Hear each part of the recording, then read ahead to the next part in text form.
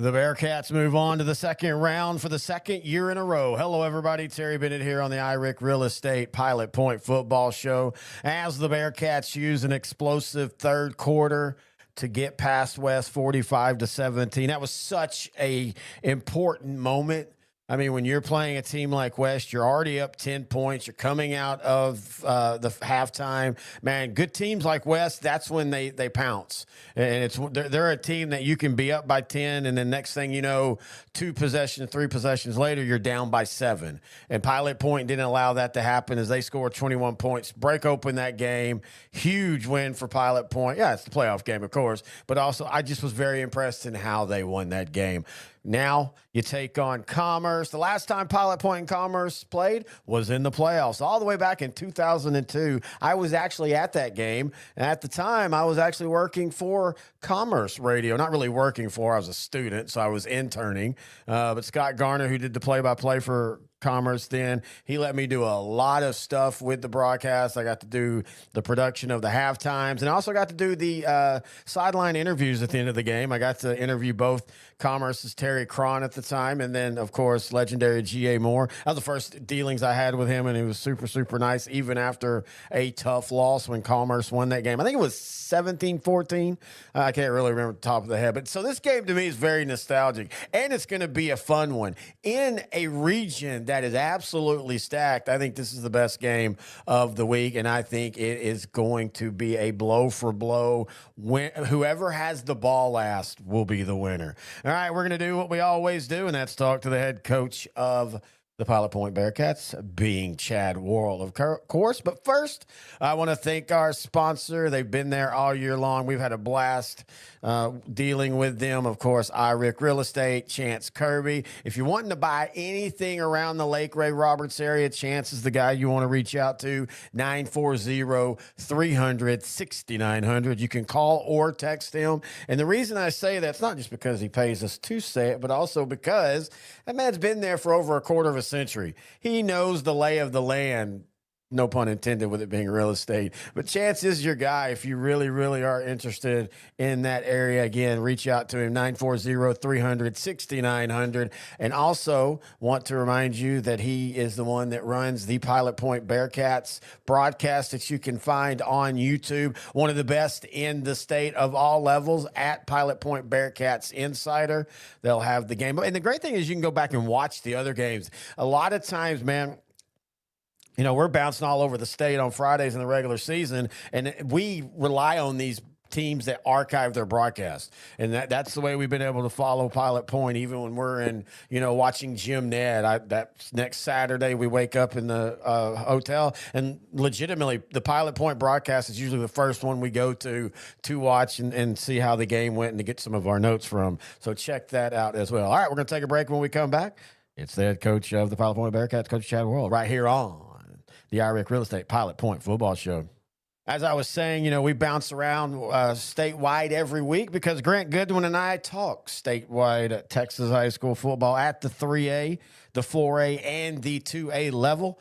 Our playoff shows are some of our favorites, and we get a lot of feedback on them because Playoff Tree makes his annual appearance through the playoffs. Coach X, a real coach in Texas, likes to write in with his amusing anecdotes and diatribes. That's the only way I can say it. So check us out. YouTube.com/@L4Media. That's our video show. You can also catch the audio only of the same show on our podcast page, S2SGrantandTerry.com, or on almost all podcast platforms. Now, let's get back to Terry and Coach Worrell. Terry Bennett back here on the Pilot Point Football Show. Now joined by the head coach of the Bearcats, Coach Chad Worrell. And Coach, first off, congratulations. Back-to-back seasons with the opening playoff win. You beat a really good West team. What were your thoughts?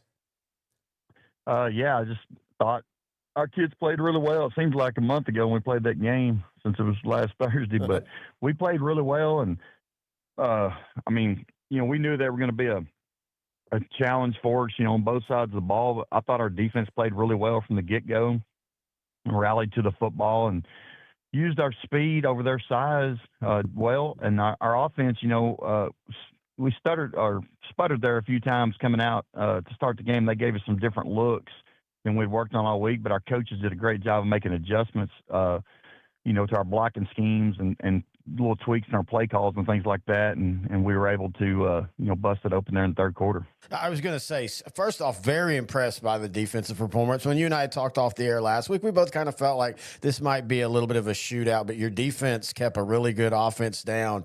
And that third quarter, that ability to have the lead, but then step on the gas, to me, was very impressive.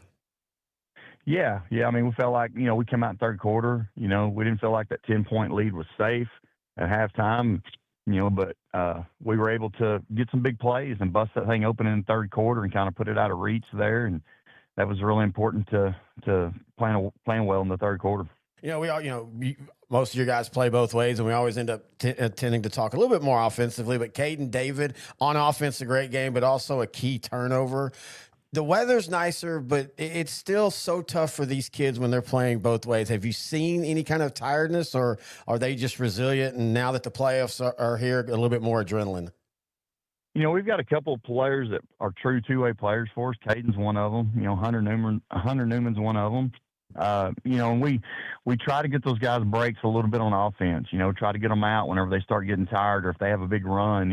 We have some depth there at the running back spots, at all of our running back spots. And that's been a huge advantage for us, is being able to get those guys who play defense off the field on offense, to get a breather or a series or, 4 or 5 minutes to catch their breath before they have to go back out. And so that's been really important. And that's that's a credit to the depth this team has, that we've got 2 or 3 fullbacks. We've got 2 or 3 running backs that can go in and play, and we're confident in their ability. And, and that makes it nice. Well, and it also, having that depth, but also having guys that aren't selfish in a system like that, because you're always the guy that wants to throw a lot of backs at the defense. And so these players, again, I know you've talked about it so much, but how special this group is. They've bought into everything that you have said, hey, if you trust me, this will happen. And they just continually trust you. Well, they do. I mean, they've bought into that. I mean, that's a credit to them and this, the community and the cultures that they've bought into. Like, we don't care who's carrying the ball. We don't care who's catching the ball. We just want to win. Yeah. And it takes that. I mean, it takes that mentality, and they've done a great job and being unselfish all year long and willing to do what we ask them. Sometimes the running back may only have 3 carries in one game. The next week he may go over 100 yards, and they know they have that ability, and that may happen. We really don't have that planned out. Sometimes that's just the way it happens. Dravion James had a huge game last week with over 100 yards rushing and 2 long touchdowns to really, show his explosiveness. And he's a great example of someone who's been unselfish and been patient and believed and just, gets out there every day and plays hard on defense every snap. And then when he gets his chance on offense, he takes advantage of it. All right, we move on to the second round. You're taking on an upstart Commerce team that kind of shocked the state earlier this year with back-to-back dominating wins against against Winsboro and Malakoff. When you look at the film, what are your thoughts on the Tigers? Well, I mean, their quarterback jumps off at first. I mean, he's a dual threat, a really good athlete, can throw the ball, can beat you with his legs as well. But they've got a lot of other guys. They've got good receivers. They've got a receiver with some Division I offers. They've got a running back that's explosive and hard to tackle and runs really strong. But their lines on both sides are what makes them go. I think their offensive and defensive lines are really talented. They're big and they're hard to move, but they also move well. And so getting those blocks and getting off those blocks when we're on defense is going to be key tonight. Being able to offset their strength and size up front. Yeah, and we every week it feels like you're saying, hey, they're bigger than us, and we've got to figure that out. But you brought up a good point. To me, what makes both of their lines so good is not just their size, but their athletic ability and the technique. They play really good technique football. They do. That's no doubt about that. I mean, that's the difference in them and some of the other teams we've played this year, I think, is just, that not only are they big and strong, you can tell they're really, really strong in the weight room by the way they move people. But they're very sound and fundamental, and their coaches do a great job with them. They're well coached, so we're going to have to, we're really going to have a great effort on the defense side of the ball. And then when we're blocking them, the same thing. We're going to have to make sure that we get those level 1 blocks secured, and then try to get those linebackers. And the linebackers do a good job of flowing to the football and making plays. So it's going to be a great challenge for both sides of the ball tonight. We've talked about this many times again, this senior class, but how special would it be for them to be able to get this win and get into that Thanksgiving week of preparation? Man, I just want it for them so bad. I've told them that on Monday. Told them that, during the scouting report on Monday that, I really want them to experience that. And it's our third goal that we have every year of our 4. The third goal is to get to Thanksgiving and, enjoy that week and how special I think that is and how special it feels for teams to be able to do that. And, we're there. I mean, we're able to achieve that goal if we can play well against Commerce and come out on the right end of that. And I just, I really like for our kids to experience that. They deserve it with everything they've done and all the work they've put in and, the attitudes and just their overall unselfishness and all that. Man, this is a great group of kids. It's been a fun year to coach them, and I want that for this community and the kids. It's funny. I was going to tell you this off the air, but I'll just say it now, and this is nothing against any of your other years of head coaching, but just knowing you for a while, this feels like this has been one of your most enjoyable years. It's been a fun one, man. It's hard to compare, It's hard to compare each year because each group's different but it's been a lot of fun. Last year was a lot of fun. We started off the year, with some challenges, losing some games that we thought we could have won or had the chance to win and didn't. And then we kind of got on a roll there at the end. And, and man, just a credit to that group of seniors last year that led us and kind of set the table for this one. But this group's responded every week. I mean, this year, they responded throughout the spring and throughout the summer, and they responded, through practices in August, and they're just fun. Sometimes there's just those fun groups to coach where you don't have a whole lot of challenges off the field or whatever, and this is one of them. And they have a great group of parents, and the community's excited. So, it's really just all that, bottled into one. It's been a really, really fun year. If you have any questions, thoughts, or comments for Coach Royal or for me or for Chance Kirby, email us, terry@s2ssport.com. 1 week away from the mythical greatness of Thanksgiving playoff football. I know you Pilot Point fans have lived it well. It's been a while, but you've still been there. And man, there's just something about it. And we were talking about that off the air about, state championship week is awesome, but it's so fast now and it's so compacted, especially for him, because not only will he have his, we will have the show if Pilot Point gets that far this year or when they get this far this year or whenever. But he also has all these other, media commitments that are needed when you're doing a state championship game. And then if you play the game, win or lose, everything's just kind of, just crunched together. You're in and you're out and you're gone. Thanksgiving, it's different, man. There's something about it. It's a slower week.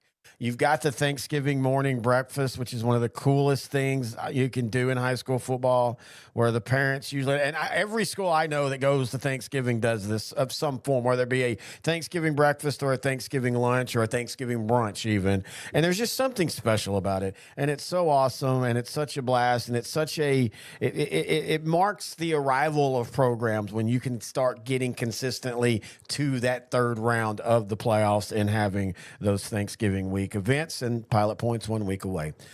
No matter what happens tonight, though, this has been a great season. This has been such a blast. The foundation is there for Pilot Point. It's only on the bigger things. As my co-host Grant Goodwin said after we watched the Palmer game, we're seeing the beginning of a dynasty, and I truly, truly believe that.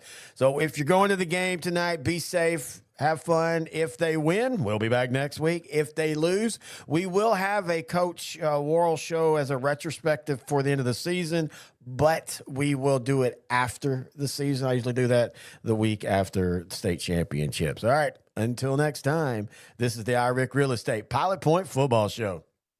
Get it on first down. Peyton David. Is he going to take it all the way? Hunter Newman's going to take this one to the house. Touchdown. Tackle. He's going to break one and get in the end zone. No Warrior stopping on that one. He absolutely ran through. Let's see, number 64. David Kipling says it's not too late to add highway.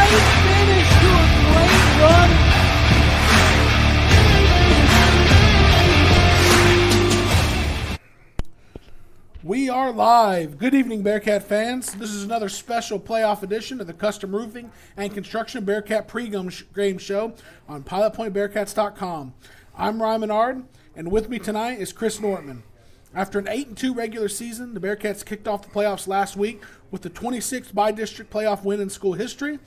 The Bearcats went into halftime with a 17-7 lead, and it looked like it was shaping up to be a close game, but the Bearcats separated themselves in the second half, leading to a 45-13 win over the West Trojans. Absolutely, Ryan. The Bearcats came out hitting on all cylinders there in that second half last week to finish off an impressive win in a matchup that many had predicted to be the game of the week. I wonder if those West Trojans maybe had some kolaches at halftime and came out a little sluggish. But we're in for another fight tonight against a little bit tougher opponent, I think, in the Commerce Tigers. With last week's win, the 2025 football season is still alive, and we're at Ron Post Stadium tonight in McKinney, Texas. And those Bearcat opponents you're talking about are the Commerce Tigers. The theme of this season has been another step forward for the Pilot Point program under the direction of Coach Chad Worrell. 0-9 the season before he took over. 4-8 last year, where they did win their first playoff game. And this season, 9-2 so far with another playoff victory. The next natural progression for the program is the second playoff win and accomplishing the third goal that Coach Worrell sets out every season on his path to what they want to accomplish every year, and that's practicing and playing a playoff game the week of Thanksgiving, and a win tonight would accomplish that. Yeah, the Bearcats have continued to impress us all season, and I believe that Dave Campbell's had us predicted to finish fourth in the district this year, and we're looking at an opportunity to reach that goal number 3 you just talked about and getting to play on Thanksgiving week. As of right now, we're one of only 2 teams left in our district still playing, and with the win tonight, we'll be in the Sweet 16 for the District 3A playoffs. Yeah, picked to finish fourth in our district, finishing second. And like you said, getting to that final 16, practicing, playing week of Thanksgiving, that's kind of the benchmark where the program used to be, Pilot Point, where you kind of expected to be playing the week of Thanksgiving. That's where you started gauging how good the season really was, how your success was from there on. But speaking of some of this Pilot Point playoff success, Pilot Point is 18-5 all time in the second round of the Texas High School Football Playoffs. Last year they got to this round. It was more of a happy to be here scenario. They ran into a really good football team, and that's where last year's season ended. This season isn't that happy to be here. This Bearcat team has proven that they belong towards the top of the discussion of contenders in 3A Division I. And the Bearcats aren't here tonight just to take part. They expect to win. Yeah, you're correct on that, Ryan. The expectations are completely different this year. We've proven we belong, and we're a formidable opponent for any team. This isn't a game like last year where we're happy to be here and maybe we can catch a team off guard. There's no surprise in how good this Bearcat team is. There's plenty of film out there that shows how good each team is and what all they do. And this Bearcat teams are going to have to have one of their best games tonight if they want to come out with a win. They have to play fast, disciplined, and mistake-free football. Yeah, you're right about at the beginning of the year when the team is picked fourth in the district, only won 4 games last year, it's easy to maybe surprise people then. You can kind of see maybe that might have been the case with Palmer, even though Palmer turned out to not be as good as we might have thought they would. But once you get through that Palmer game where Pilot Point put a beating on them, there's been no more surprises since then. All the teams they faced since then knew that how good Pilot Point was. And I think that West knew the challenge they were facing last week. And I know these Commerce Tigers are going to recognize the challenge they have tonight. And what we're about to get into in the next segment when we talk about the Commerce Tiger is we don't know exactly what we're going to be getting, what sort of team we're getting from out of Commerce tonight. And that's I say that because as we get to segment 2 here where we take our first look at them, they're 8-2 on the season, and they won a very tough District 7 3A. Commerce shares the district with 2 teams that were in Dave Campbell's Texas Football Magazine's top 10 coming into this season, with Winsboro at number 10 in the preseason rankings and Malakoff at number 6. Commerce played both those teams and dominated both of those games. They had a 38-point win over Winsboro, who I think you know more about this, but I believe Winsboro was ranked number 1 in the state at the time they played Commerce, and Commerce beat them by 38. And then they followed that up the next week with a 19-point win over Malakoff, who, like I said, preseason number 6 in the state. Coach Worrell talked to you about that a little bit this week. Yeah. Commerce just has very many impressive wins this season, like you just highlighted. And I do believe that Winsboro was number 1 when they beat them, and it kind of shook up 3A a little bit because that was a 51-13 game, I believe. But, Coach Worrell talked to me a little bit about when this Commerce team, when they're on, and they're going to get their points. They're going to be a hard team to stop, and we're not going to be able to shut them out all night like we had hoped. But they're a good offensive team. They've got a lot of great weapons, many talented athletes on both sides of the ball, and like last week, they're going to be a little bit bigger in the trenches than Pilot Point.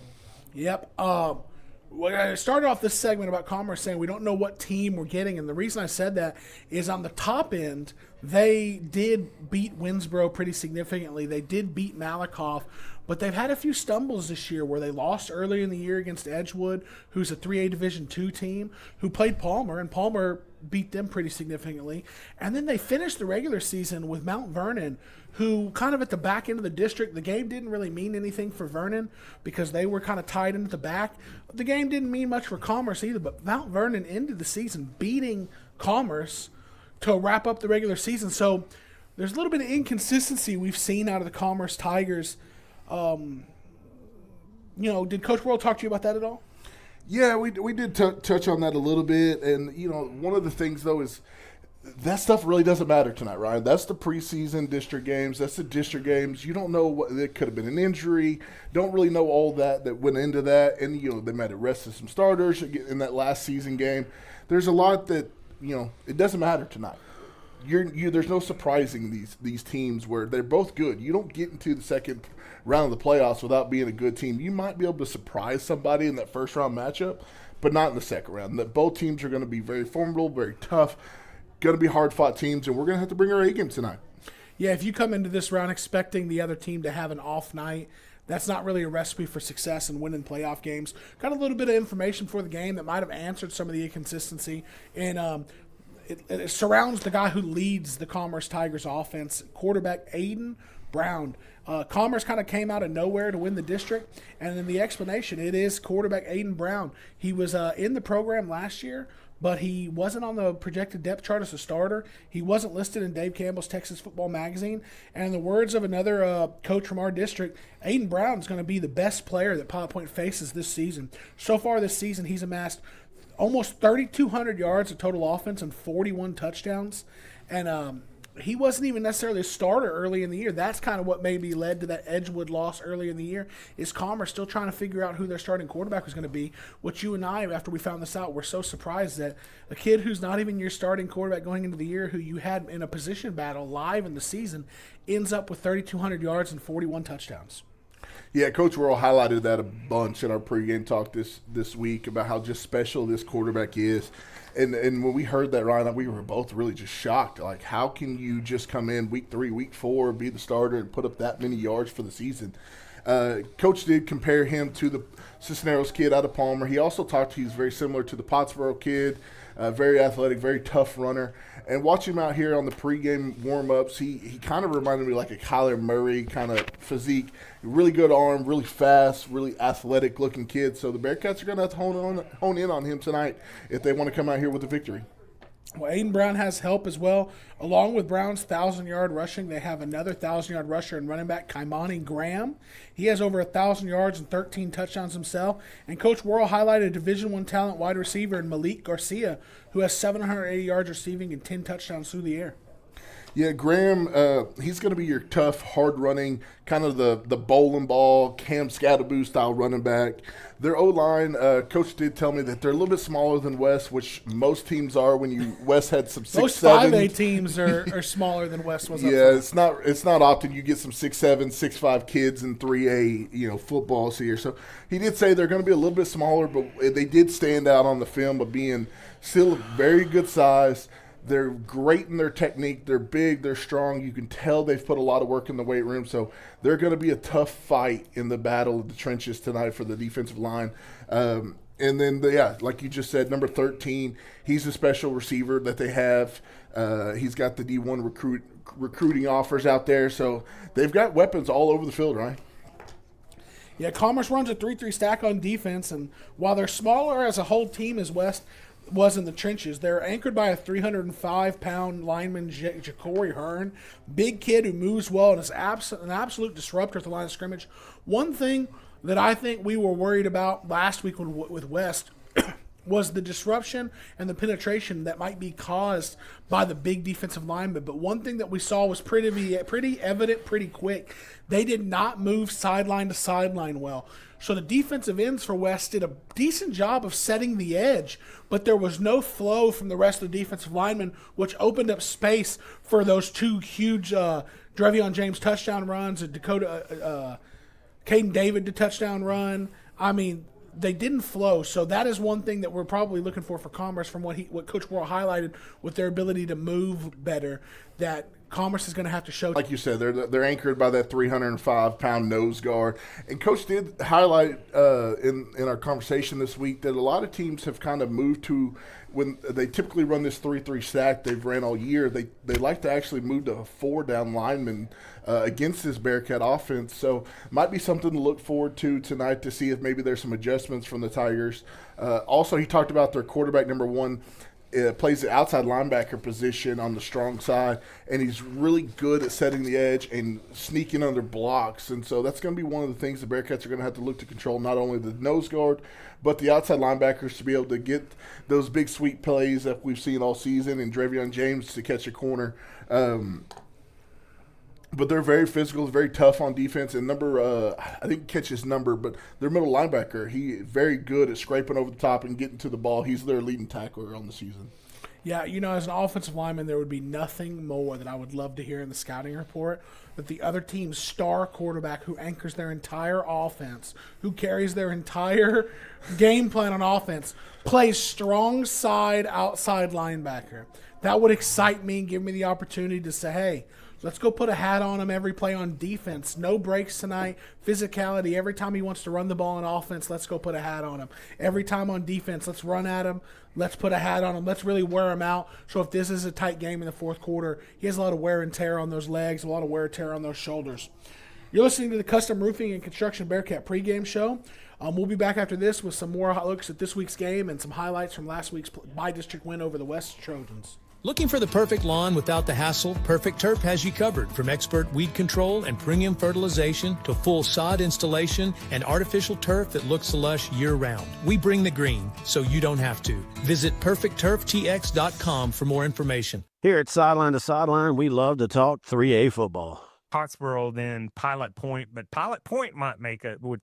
Chad's been up there.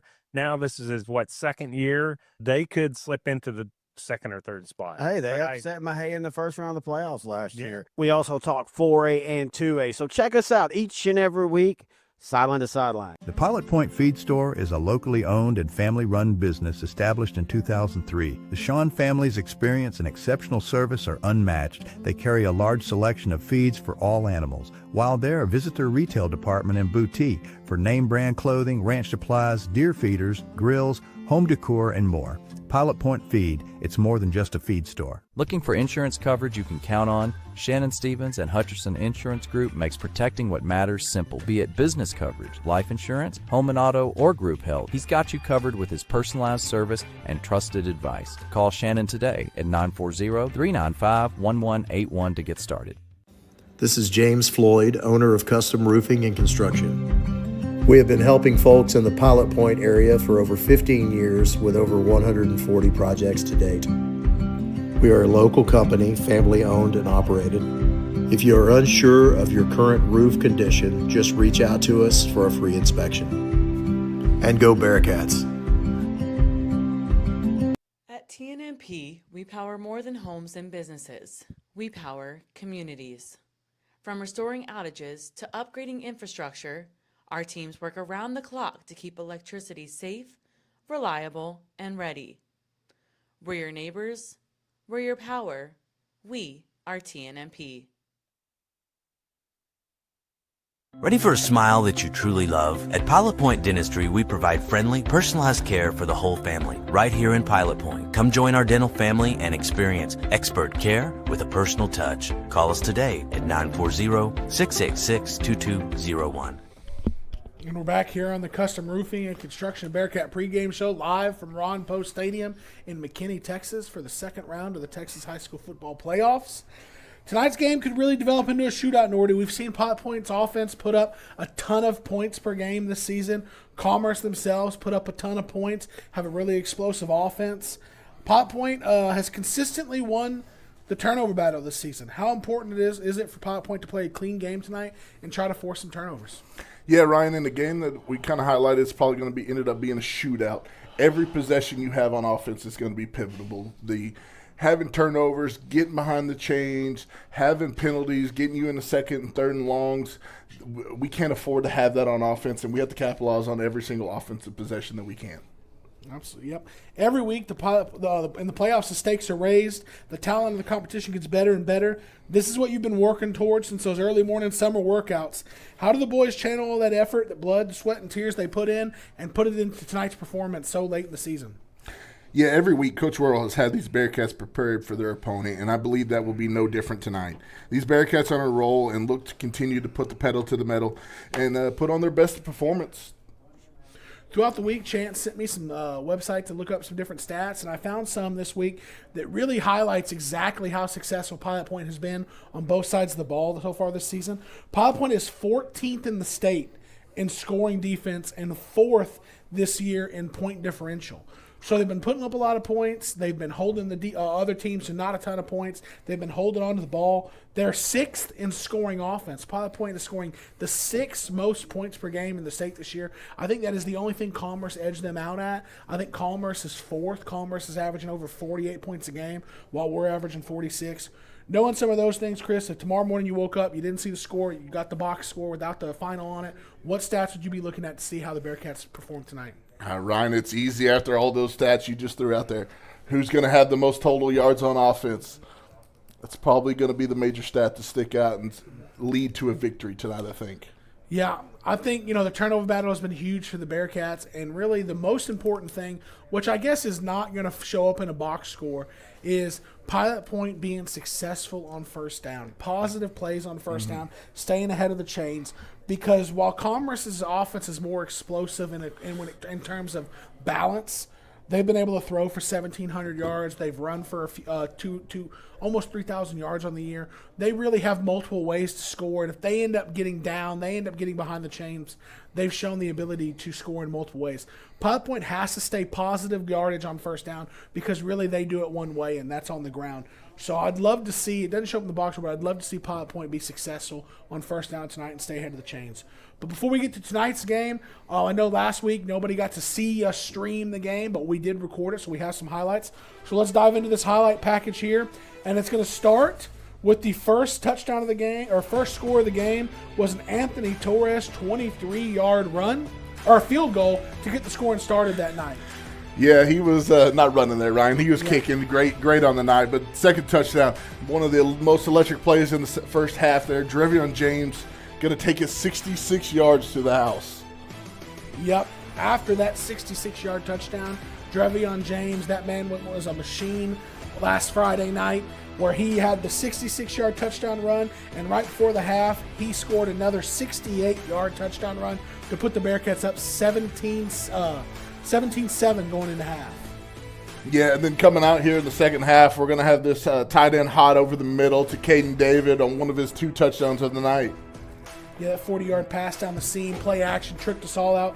Caden David then followed that up with a 47-yard touchdown run. So Drevion James went back-to-back in the first half, and then in the third quarter, Caden David went back-to-back with 2 touchdowns of his own. Yeah, Carter Locke getting on the scoring there as well, and an easy 2-yard touchdown run. And the final score of the night was punched in by David Pickrell, 3-yard touchdown run to, put the dagger in it in the night with a big Bearcat victory, 45-13 over West. And for the first time this season, we gave the Texas-New Mexico Power Player of the Game award to the offensive and defensive lines. Being massively undersized, we thought that they had a chance to struggle, and they controlled the line of scrimmage on both sides of the ball. Yeah, impressive outing. Definitely dominated in the trenches all night against the Trojans last week. Both teams have taken the field, so we're going to step away and get a commercial for the coin toss and the opening national anthem, things like that. When we come back, we'll be ready to bring you this second-round playoff game where the Pilot Point Bearcats take on the Commerce Tigers. With over 40 years' experience, DC David Construction LLC delivers expert craftsmanship in metal buildings, cement work, remodels, painting, and more. Big or small, every job is done with professionalism and pride. Fully insured and ready to quote. Call 940-390-8656 today. Hey there, Bearcat fans. While the Bearcats are headed toward the goal line every weekend, Raceway Ministries is at speedways all across the country, serving and sharing the good news of God's hope in Christ. Want to know more? Head over to racewayministries.org. And meanwhile, go Bearcats. Life is full of steps. We learn to take small steps and big steps. We take steps toward adventure, to keep growing. Steps to build a future, to discover what's next. This is banking at its best. This is banking forward. Hi, I'm Dr. Shannon Fuller, proud superintendent of Pilot Point ISD. Here in Bearcat Country, tradition meets excellence. From strong academics to athletics and award-winning ag programs, we're building tomorrow's leaders. Every student matters, and every game is a chance to show our pride. Thanks for supporting Pilot Point ISD. Enjoy the game, and let's go Bearcats!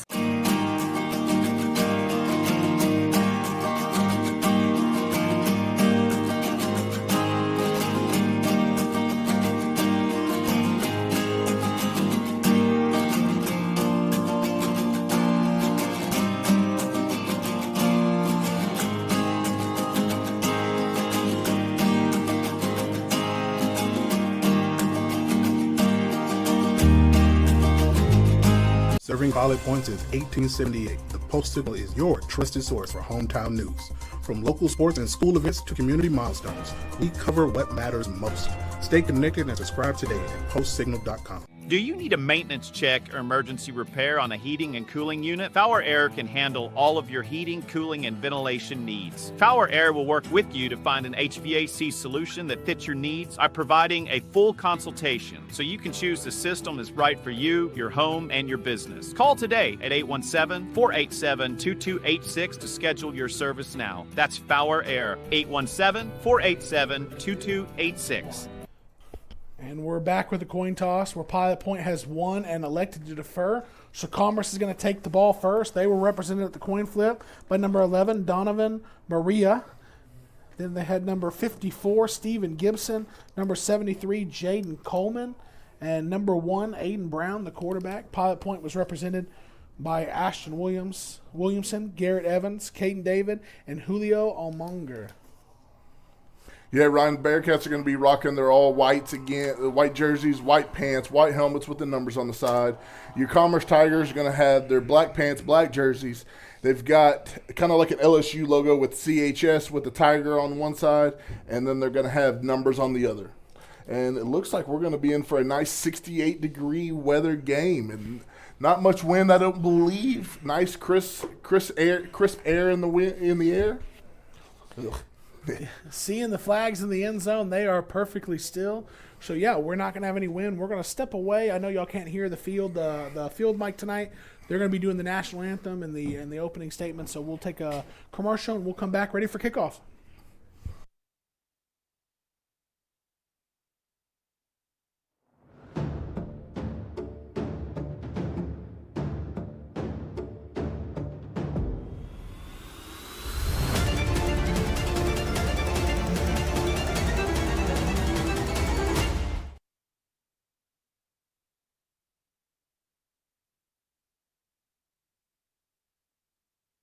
Nick's Italian Restaurant in Pilot Point serves authentic New York-style pizza, fresh pastas, and other Italian favorites, all based on his family recipes from Queens, New York. Nick will always treat you like family, whether you dine in, take out, or cater. Taste the tradition and feel the hospitality at Nick's Italian in Pilot Point. For nearly 50 years, Mark's Body Shop has provided auto body repair to North Texas. They offer hail, dent, auto collision, and other services right here in Pilot Point. You can count on their certified technicians for complete collision repairs to make your vehicle look just like new. Need auto body service? Visit them at 1112 North Highway 377 in Pilot Point or call 940-686-5194 for a free same-day quote. Champion Equipment is more than just an equipment company. For 25 years, Champion Equipment has served the Pilot Point community with top quality rentals, sales, and service. Led by Champ Walker and his son Michael, they will help you find the right solution for any project. From construction to landscape, Champion offers reliable equipment and expert advice. Locally owned and proud to support the Pilot Point Bearcats. And we are back here at Ron Poe Stadium in McKinney, Texas, getting ready for the opening kickoff of this one. And the Bearcats won the coin flip and chose to put Aiden Brown on the field early and see what he's all about. Yeah, interesting decision there. I do like that Coach Worrell's decision there. Let's see if we can get a stop here on the first possession for the Tigers. Stop. You always want to start off to set the tone, offense early or defense early, getting the stop, get your offense out there with the opportunity to kind of get first points in the first and second half. But it all starts with a good defensive stand for the Bearcats defense. Yeah, it looks like the Tigers are going to have number 13, their electric receiver, Malik Garcia, back with number 5, Zibian Askew back there. Let's see if we go deep with Anthony Torres, who definitely has a leg. He approaches, he kicks it, and it is going to be fielded at about the 17-yard line on the Commerce sideline. Quick, explosive runner there. He's going to get the sideline. He has a chance to take it. Lane F. got to try to cut him off, and he's going to slow him down and turn him back inside. Fernando Marmolejo is going to make the tackle for the Bearcats, but Commerce is going to get the ball after that big return all the way into Bearcat territory, where they're going to have the ball at the looks of it, at the Bearcat, inside the Bearcat 35-yard line. Big return there. He was really fast. Yeah, he was moving. He broke the first tackle there about the 30-yard line and didn't look back. That was a Zabian Askew. He's not somebody who we had highlighted in the pregame stuff, but he looked like a weapon with the ball in his hands. Yeah, he's got some real speed. Well, now we're going to see Aiden Brown, and he's going to start this possession in Bearcat territory at the 33-yard line. And to his right is going to be Kamani Graham. 2 receivers right. First play is going to be a run up the middle. Kamani Graham gets tripped up. The Bearcats defensive ends got up the field in a hurry, and that dive was able to hit right underneath it for positive gains for the Tigers. Yeah, it looks like the Tigers are going to go quick here, but yeah, those DNs were up the field fast, kind of stopping that zone read, and Aiden Brown was able just to hand it off and got tripped up by the turf monster. Empty formation, quads right. They're going to drop back to pass, and the flags come out. Looks like we're going to get a pre-snap motion penalty on the Tigers. They had 4 receivers to the right side of the formation, which was the wide side, and they were looking to pass. It didn't look like it was going to be a quarterback draw, but it's going to be backed up 5 yards from 2nd and 6. It's going to turn into a 2nd and 11 here for the Tigers. It's a great win right there for the Bearcats. It looks like it was kind of like a downfield screen. Going to have 3 receivers blocking for 1 guy out there to the right, and they're going back to this. They're going to run the same play, and you're right. It is a wide receiver screen right. Pilot Point gets out there. Commerce does a good job of blocking it, and it's going to be a first down for Luca Salvaggi. And the Commerce Tigers offense is moving quick. They have a lot of explosive-looking athletes out in the field right now. Yeah, that's a tough decision right there for the defense. Do you cover, do you spread them out and cover the receivers out there? Or do you keep in the box to stop Brown? Brown's going to take the snap, and he's going to hand off to Kamani Graham, who gets slung around in the backfield by Carter Locke. Tackle for loss for the Bearcats defense, and they needed that. That looks to be about a 4.5-yard loss on first down for Kamani Graham. Yeah, Bearcats starting off early up here in the trenches, winning that game, so looking good here. Hopefully we can continue this on this drive. 2 receivers right, 1 left, 2 tight ends. Kamani Graham, he's going to fake it, and the RPO, Brown pulls it and throws it, and it's caught down the hash marks by Luca Salvaggi again, down to the 5-yard line, 1st and goal for the Tigers. Boy, that's an electric play there for the Tigers, Ryan. That's going to be tough to stop all night. Looked like a true RPO there. Aiden Brown took it right out of the belly of the running back and delivered a strike. They go back to Kamani Graham. And one thing the Bearcats have done so far on this offense or defensive possession is there hasn't been a whole lot of room to run in between the tackles. Commerce's success has been happening along the edges so far. Yeah, and through the air as well, Ryan. The great job in between the tackles so far for the Bearcats. Hopefully we can have more success in the secondary.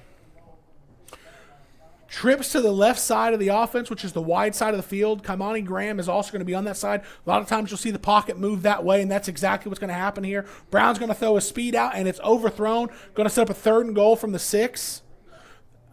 That's exactly what we see in a lot of offenses where they run a trips to the wide side, and when they put the running back on the side with the trips, it's almost exclusively moving the pocket that way. That's what we saw there. The inside slot receiver runs a speed out, and there was no one there.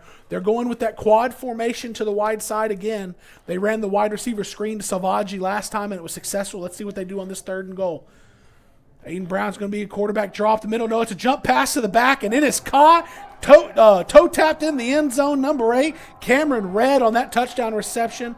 Aiden Brown looked like it was going to be a quarterback draw, and he was going to run it up the middle. And the next thing you know, he jumped up and threw it in the end zone for a Commerce touchdown. Yeah, it looked like the Bearcats had it stopped early. Had a little confusion in the secondary. I believe actually that was number 9 there. Wyatt Marker able to get into the back of the end zone for the toe tap touchdown.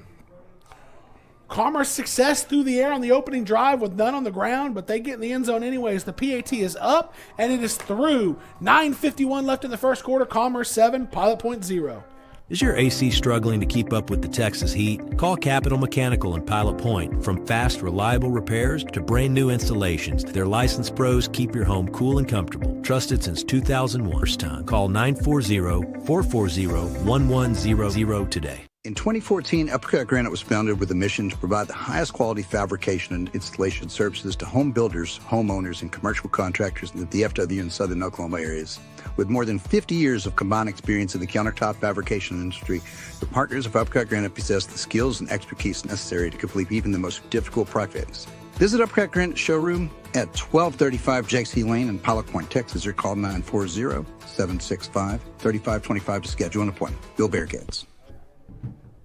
Commerce Tigers in their opening drive of the game with a 33-yard touchdown drive. And it all started with the explosive kickoff return for the Commerce Tigers. Yeah, we've seen an explosive kick return and explosive offense through the air, Ryan. Yeah, they had no real success on the ground, but those quick-hitting passes really took them down that 33 yards they needed to cover. And this kickoff is going to be pooch, and it's going to hit, and it's going to be fielded on the one hop and up across the 35. That looked like it was Drevion James going to take the ball out across the 35, where the Bearcats are going to get their first drive, and we'll get to see the offense have an opportunity to respond.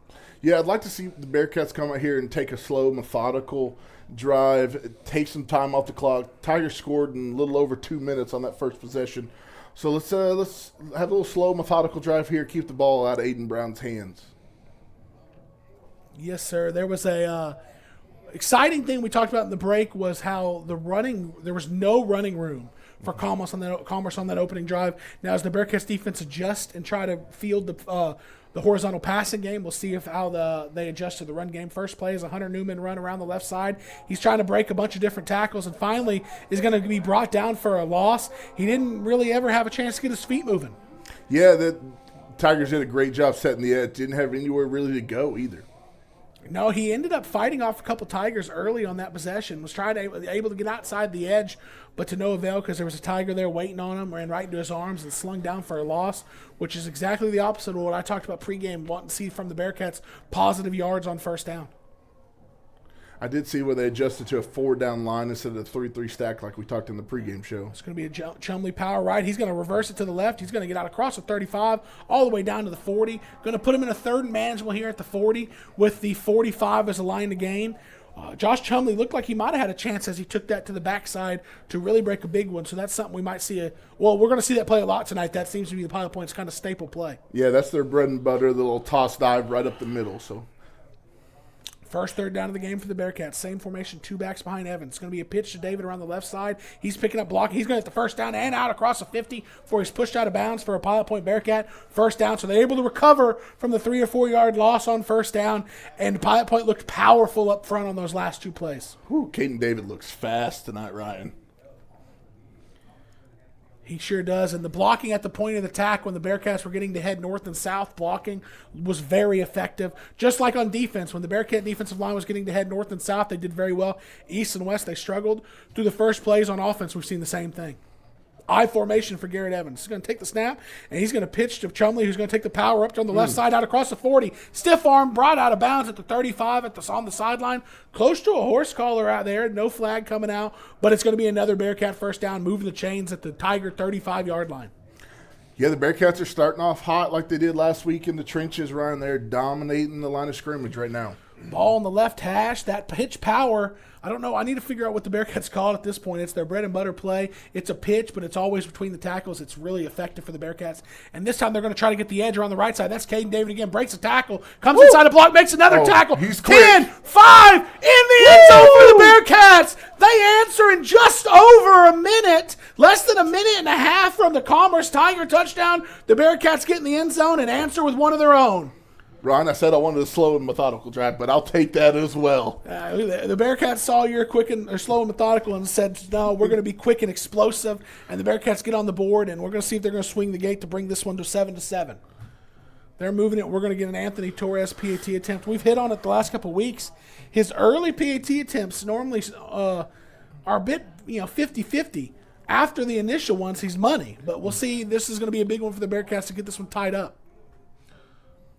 The snap is low. Caden David gets it on the tee. The kick is up, and it is through. 8:24 left in the first quarter here at Ron Poe Stadium in McKinney. Pilot Point 7, Commerce 7.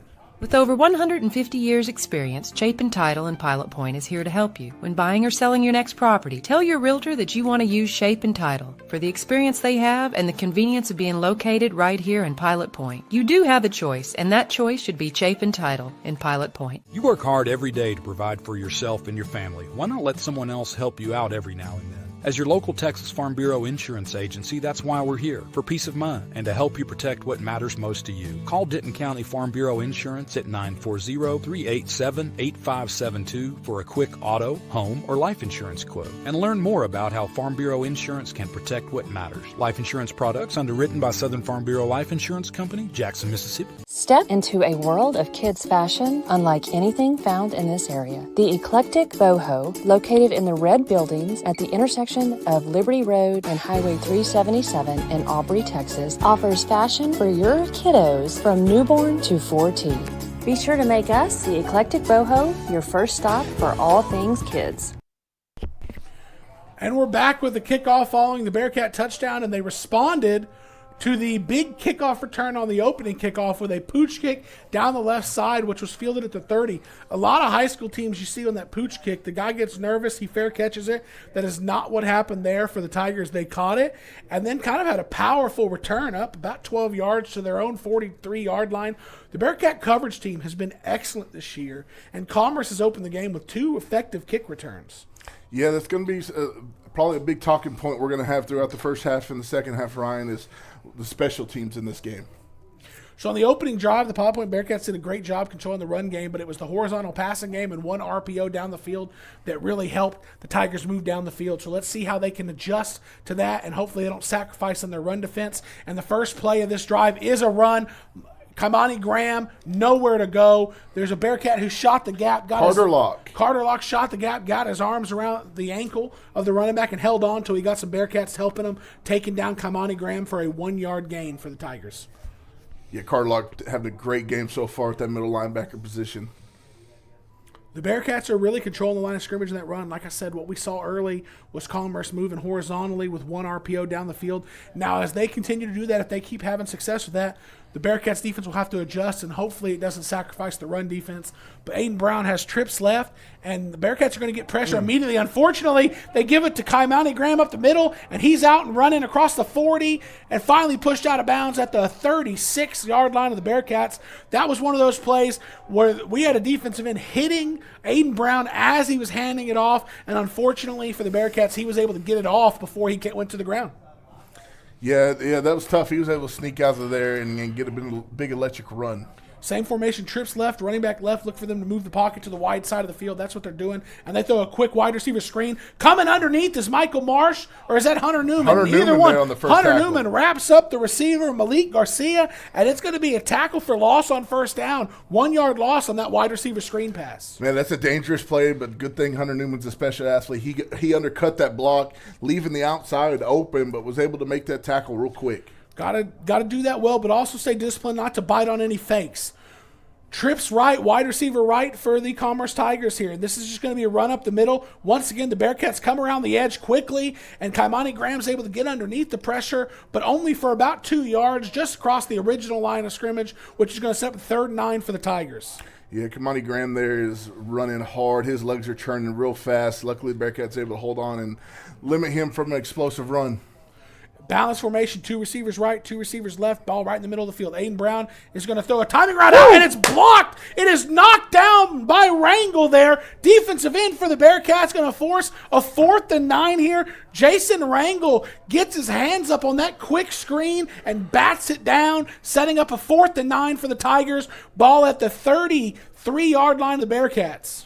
Interesting decision here early in the game, going forward on 4th and long for the Tigers. Ball still in the middle of the field, trips left, running back left. This is where they might move the pocket here. Nope, motion left to right, but they are going to roll out towards the wide side of the field. Aiden Brown looking to pass. Pressure. Ball comes out of his hand. It's fumble. That's well, no, the first one's a fumble. He ends up just throwing it away, but that's okay. Pressure by Jason Rangel, and it is a turnover on downs by the Bearcat defense. So I know we are audio only, so what happened at the end of that play is Aiden Brown went to throw it, and the ball popped out of his hands backwards. Yeah, that was weird. Now, the ball hit the turf and bounced back up to him. He then picked it up and turned around and threw it away. So my initial reaction, I think the referees as well, there is a flag down on the field as well, Ryan. So they're calling intentional grounding, which I don't understand because he was literally out by the sideline, and he definitely threw it across the line of scrimmage. I don't think that ball actually did get to the line of scrimmage, and that's why they're calling it intentional because he was grounding. He was so far back, Ryan. He was 10, 15 yards back.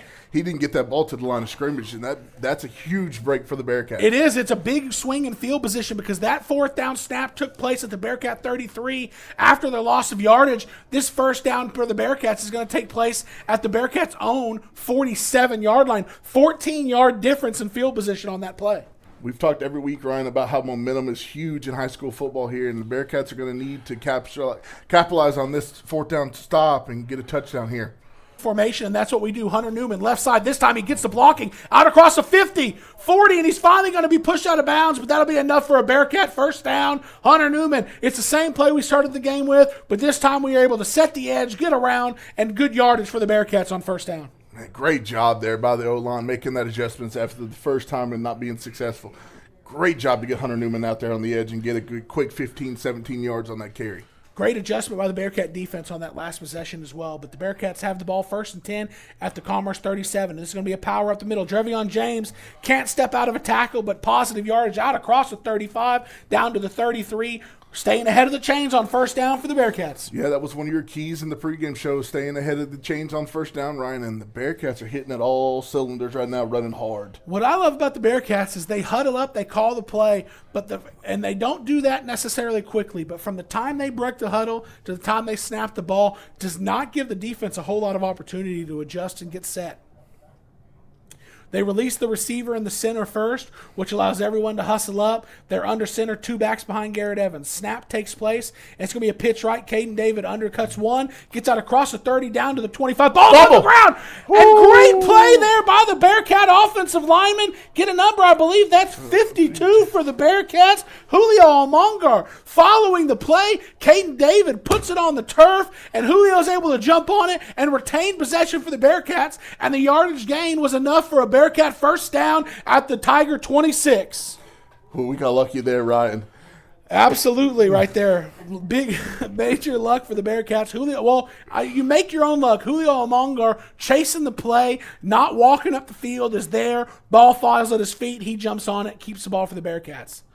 First down carry. This looks to be Ashton Williamson. He's going to carry a pile of Tigers inside the 20 down to about the 17-yard line, and that's going to be 8 yards on first down for the Bearcats inside the Tiger 20.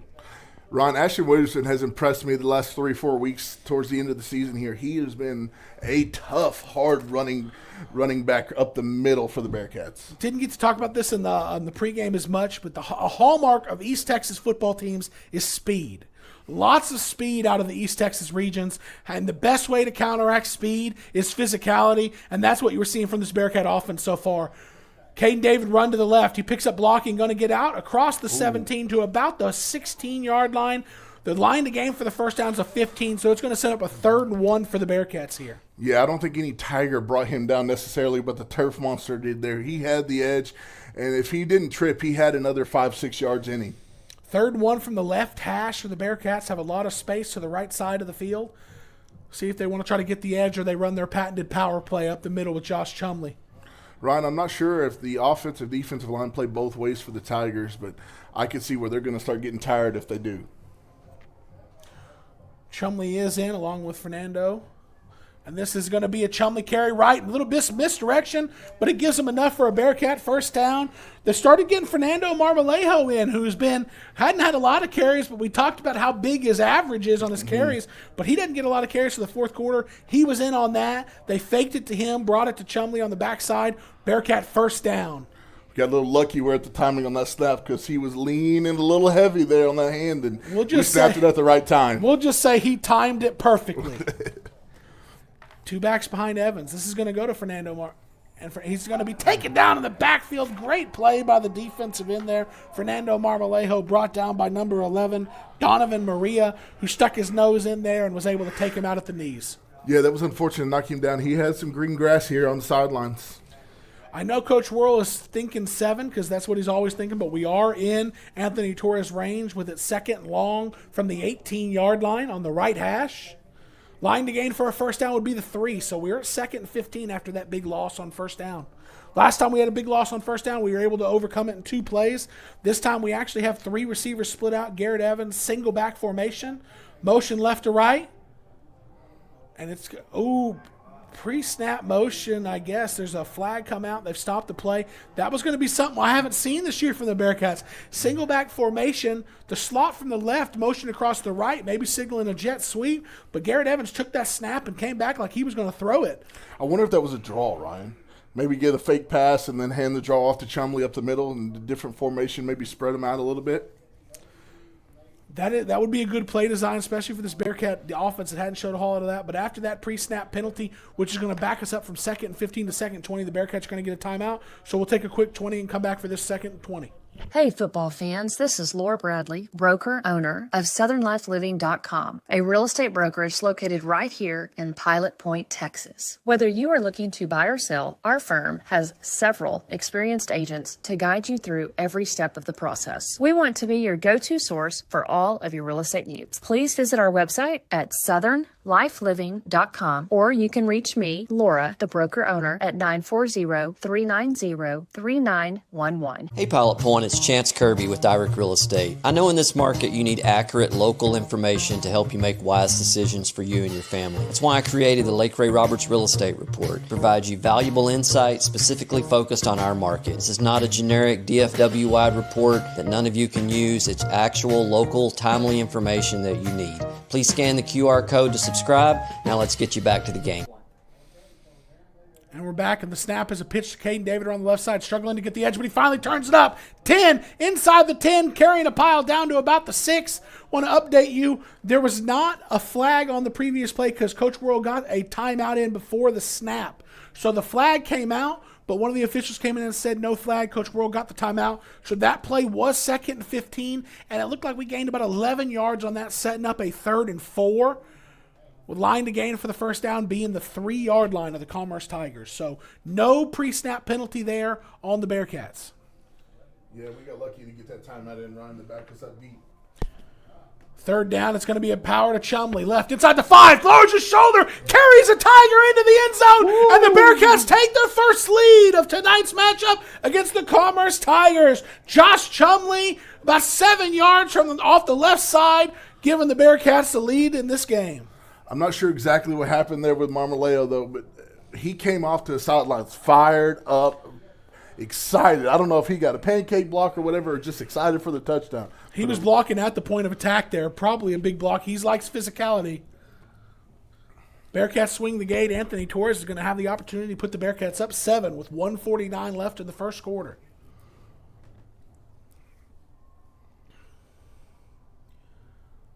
The snap is good. The hold is down. The kick is up, and it is through. 1:49 left in the first quarter. Pilot Point 14, Commerce 7.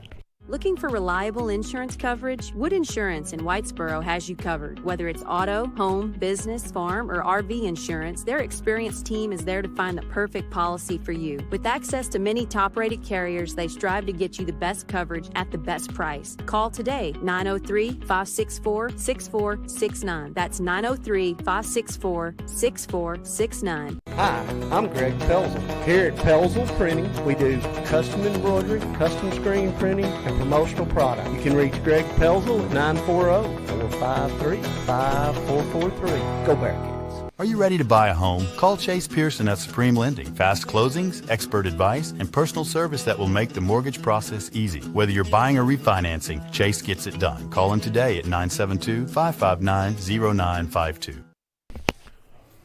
And we're back here after the Bearcats take a 14-7 lead here in the first quarter. We'll see how Pilot Point approaches this kickoff after two good returns. This is a third kickoff, third different style. Low grounder, fielded again. And this time the Bearcat coverage team gets down there, and it's Pickrell with the tackle at the 35-yard line for the Bearcats. David Pickrell. The Bearcats coverage team has been very good this year. And after the way the first two kickoffs went, I think they needed to be it's a bit of a wake-up call. They answered the bell there with that third kickoff coverage of the night being really good. Yeah, the Tigers have a lot of special athletes here back, and it's got an interesting decision of who you kick it to. Did see the running back, Anthony Graham, is in the middle as well. Not sure who you're kind of key at to kick on, but great job by Pickrell getting down the field fast and making that tackle.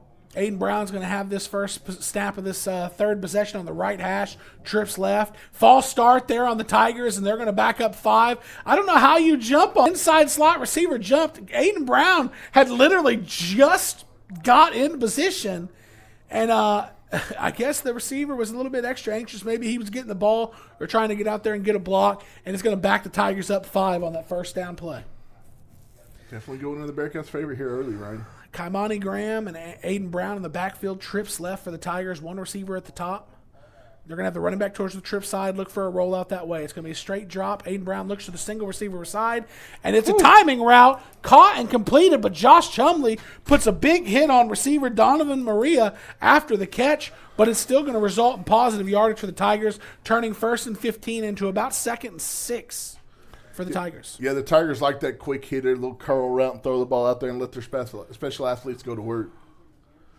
Motion right to left, bringing in a wing back. It's going to be a blocker for Kamani Graham, and the Bearcats bottle him up in the backfield. Couple Bearcats there. The Bearcat defense was hitting everybody there. The Bearcats defense hit Aiden Brown, the quarterback. They hit the receiver who went in motion, and 3 Bearcats tackled Kamani Graham. Yeah, they're just seeing red on everybody right here, Ryan. Great 3-yard loss there. Excellent play there. Yeah, they had the wide receiver who motioned into the blocking position, Wyatt Barker, and they hit him. They hit the quarterback. They hit the running back. Bearcat defense is getting after these Tigers. Third down, drop back, Aiden Brown. Screenplay, right. I have a chance to make a tackle. The first guy can't do it, and if you can't make the first tackle and you let these guys get out in space, they're going to make it pay, and they can't bring him down. The Bearcats had 6 opportunities to tackle Donovan Maria. They literally had 2 guys with their arms around his waist, and somehow he breaks through it and takes it all the way for the touchdown. That has been one of the strengths of the Bearcats, of rallying to the football all season long, and you see where one holds them up and a swarm come and knock them off their cleats, and we were not able to do that on that one. Caleb Reed with the first opportunity, and if Caleb Reed would have made the tackle, it would have been a really good tackle because it was an open space. They were moving opposite directions. He missed, but the Bearcats still had an opportunity, and they couldn't get it done, and it led to Commerce Tigers' second touchdown. 31 seconds left here in the first quarter. Pilot Point 14, Commerce 14. Looking for a bank that knows your name and your town? Texas Republic Bank in Pilot Point is your local, community-first banking partner. From personal accounts to small business services, we're proud to be locally owned and fiercely independent, just like you. Come see us on Highway 377 or visit TexasRepublicBank.com. Texas Republic Bank. It's banking like it ought to be. Does your lab want a swimming pool? Does your Maine Coon want that window in the sun? How much space do your horses need? Maybe you're shopping for future chickens or a mini cow. Whatever you or your pet's home buying needs are, Whitney Delcourt at Lake Country Lifestyle Real Estate is ready to help you find it. Call Whitney today at 214-724-1607 or visit her website at lakecountrylifestyle.com. And we're back here. Big drive for the Bearcats. This game started off similarly to the Pottsboro game, where it was a little back and forth early, but the Bearcats held a couple leads in that. And after the Bearcats put it in the end zone twice, that's when Pottsboro's defense adjusted and started making it tighter for them. The way this game's shaping out to be, it could be a shootout. So the Bearcats are going to have to continue to answer these Tiger touchdowns. That's probably one of the best highlights Donovan Maria's probably had on the year, I think, Ryan. This is going to be a one-step and kick. It's going to be fielded at the 21 by Drevion James. Up the sideline, lowers his shoulder, contacted pretty physically there by the Tigers on their sideline. Big hit, but Drevion James gets up, and he's going to be ready for this first offensive play. Back to that Commerce touchdown. It was 3rd and 9 or 8. Yeah. It was a wide receiver screen. Caleb Reed had an opportunity to make a tackle, but like I said before the break, they were crossing past. It would have been a heck of a tackle. He missed it, and that's what I'm starting to say. If you miss them, they're going to make you pay because Donovan Maria is very quick. And we ended up having a chance to tackle him 2 yards short of the first down. We couldn't do it there. We then wrapped him up 3 or 4 yards later, looking like we were about to drag him to the turf, and somehow we fell off, and he kept going into the end zone. Great play by Donovan Maria getting Commerce Tigers tied up in this one. But now the Bearcats offense is going to have a chance to answer. Yeah, it looks like we need to try to capitalize on that momentum here, Ryan. I right formation. It's going to be a power up the middle. And there's going to be some space on the right side. Chumley, 40, out across the 50, pushed out of bounds, and then drugged down way late. He was brought out of bounds just across the 50, and he wasn't tackled until almost the 35-yard line. Yeah, I couldn't hear if there was a whistle because I thought he stepped out a little early and then got drugged down. But they're giving him a little bit more yardage than I thought he had after that, so it makes it a little closer, not such an egregious late hit, because I saw what it looked like stepped out at the Tiger 49. They're getting him all the way to the Tiger 44, which makes the contact at the outside, out of bounds, not so late. Big play on first down for the Bearcats and setting up a first down in Tiger territory. They're going to go back to Chumley to the opposite side, and he's going to carry it across the 45 down to the Commerce Tiger. Inside the 40, it looked like he got to the 39 and was pushed back. They're giving him the 40, but that's going to be 4 yards there on first down for the Bearcats. Yeah, definitely leaning on Chumley early here. He's been one of our main horses all season. Looks like we're going to end the first quarter here, right? We're through one here in Ron Poe Stadium in McKinney. Pilot Point's got their third possession going on right now, but right now it is a 14-14 game with the Bearcats on the drive when we come back for the second quarter. Need a mechanic you can trust? Key Auto in Pilot Point delivers honest, expert repairs without the dealership prices. From routine maintenance to tricky fixes, they get right the first time. Locally owned, highly rated, and always fair. Stop by Key Auto today, where your car and your wallet are in good hands. 608 North Washington Street in Pilot Point. For over 40 years, Chandler Cabinets has been crafting top-quality cabinets with unmatched craftsmanship and innovation. From concept to completion, their award-winning designs bring style and function to every space. Experience excellence built to last. Visit ChandlerCabinets.net or find them on Facebook. Chandler Cabinets, over 40 years of excellence. And we're back here getting ready to start the second quarter in a tie football game. This one's shaping up to be a shootout. Both offenses look very explosive. Yeah, we highlighted that in the pregame show. Every opportunity on offense we're going to have to capitalize on. I think we might need to count stops in this one. In that case, Pilot Point's up 1-0. Single back, Drevion James, right side. He makes a few Tigers miss. It's going to come back from a hold. But Drevion James is going to show his explosiveness. And this was going to be a 40-yard touchdown, but it's going to come back with a hold at the point of attack. Big momentum killer there. It's coming all the way back. Drevion James continues his just explosive running style that he's had late in the season, carried into the playoffs, and they're going to take that 40-yarder off the board for the Bearcats. Man, a backbreaker right there. That would have definitely capitalized on the momentum.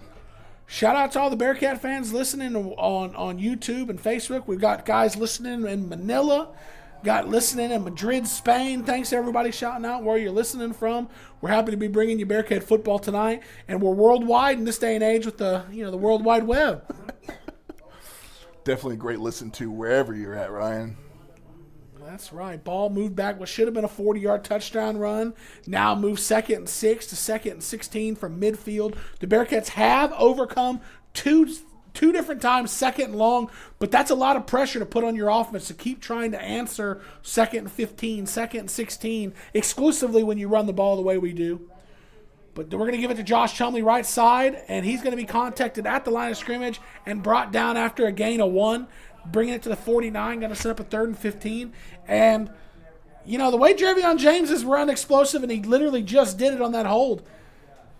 Yeah, I think this play is a pass play, or maybe you give it to Drevion James because, boy, he showed a lot of explosiveness so far this season, late in the season. Yeah, absolutely there, Ryan. 3rd and 15 is manageable for when he's explosive like that. Yeah, We'll see what they do. He's not in on this play. Josh Chumley in the backfield. Two receivers and a tight end already split out. 2 backs behind Garrett Evans. And it's going to be a straight drop. Now we're rolling right. Garrett Evans looking to throw, and he's going to deliver one down the field. Intended target was Hunter Newman at the sticks. It's going to be incomplete. And I was saying just a second ago, we might want to start counting stops in this game, and looks like the Commerce Tigers just got their first stop on the board, making the stop count 1-1. Yeah, we're going to have to kick this ball deep and hopefully pin them back inside the 10. Bearcat coverage team on punts and kickoffs have been really good this year, but I don't know how many teams they've played with that East Texas speed that Commerce brings to the table. Yeah, and you got your D1 athlete back there in Malik Garcia to receive this punt. We'll see what the Bearcats do, if they want to kick it to them or they want to try to kick it down the sideline and cover.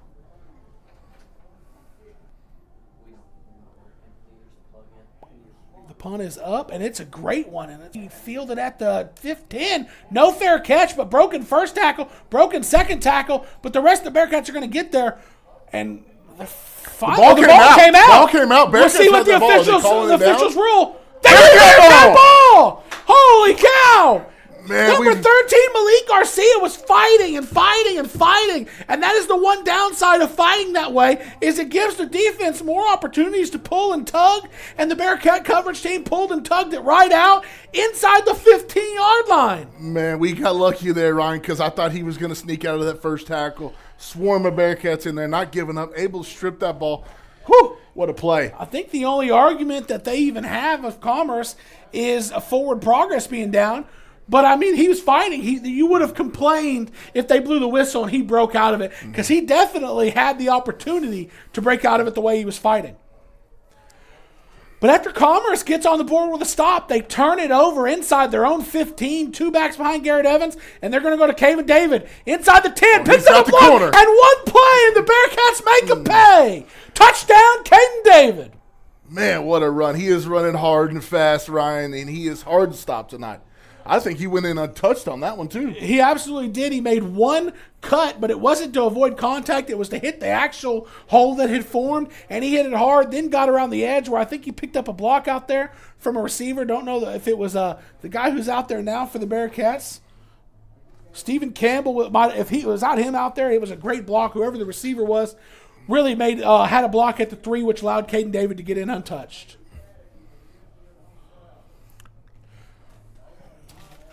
Blocking on the touchdown was actually number 1, Luke Connor. Able to see a replay here in the booth. The Anthony Torres kick is blocked. They got to get on it. Commerce is going to have a chance to take it back. Caden David speeding out there. He has a chance. He's going to try to trip him. He can't. Can they catch him before he gets it in the end zone? No, they can't. And this game just took a wild turn. The PAT is blocked and returned, which will be 2 points for the Commerce Tigers. So instead of 21-14 Bearcats, it's going to be 20-16 Bearcats. And we're going to get a break and come back on the other side.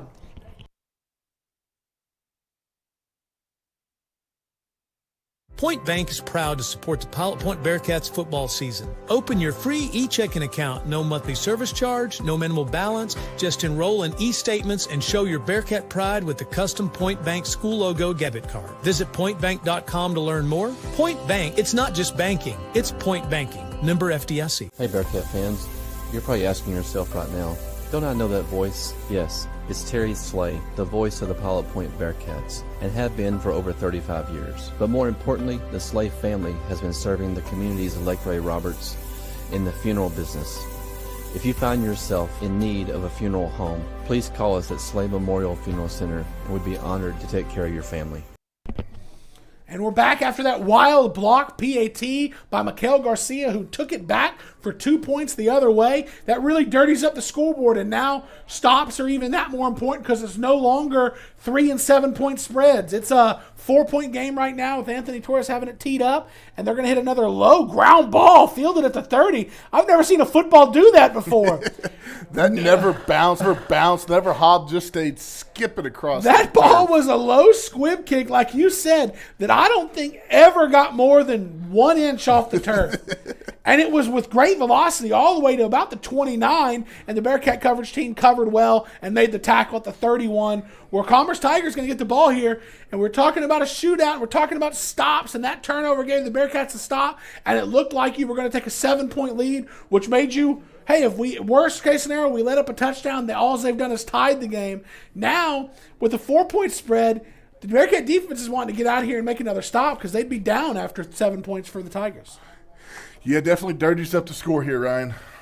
2 receivers right. Kamani Graham gets the carry. Bearcats contact him, but he breaks out. The Bearcats not doing a good job of tackling. And Kamani Graham, what we just talked about, has a chance to take it. Hunter Newman's going to try to push him out, and he's going to push him out at the 1. Great effort by Hunter Newman to get all the way down there to push him out at the 1. But tackling. I hope this goes in the Bearcats' favor because the Tigers had 3 people down there to block for Kamani Graham, and not one of them got Hunter Newman's way of pushing him out. And if the Bearcats can make a stop on this 3rd and goal or 1st and goal from the 1-yard line, it would be huge from that to happen. The Tigers look like they're going to some sort of wildcat package with Donovan Maria at quarterback, who was going to be the starting quarterback going into the year, and we've seen how powerful he is with that touchdown run early. But that's a touchdown that they got because of Pilot Point's poor tackling, and here they are set up 1st and goal from the 1 because of poor tackling from the Bearcats. This has not been a weakness of ours all season long, and we are getting exposed on this. We're getting a timeout here, weird formation, confusion from the Tigers. We'll come back for the 1st and goal from the 1. Advanced Care Veterinary Hospital in Pilot Point has served animals in the Pilot Point area for over 30 years. They offer quality, unmatched care for large and small pets, including preventative care, vaccinations, flea, tick, and heartworm prevention. They also provide sick animal care, surgical, and dental needs. Good luck to the Bearcats this season from Advanced Veterinary Hospital in Pilot Point, where pets are family.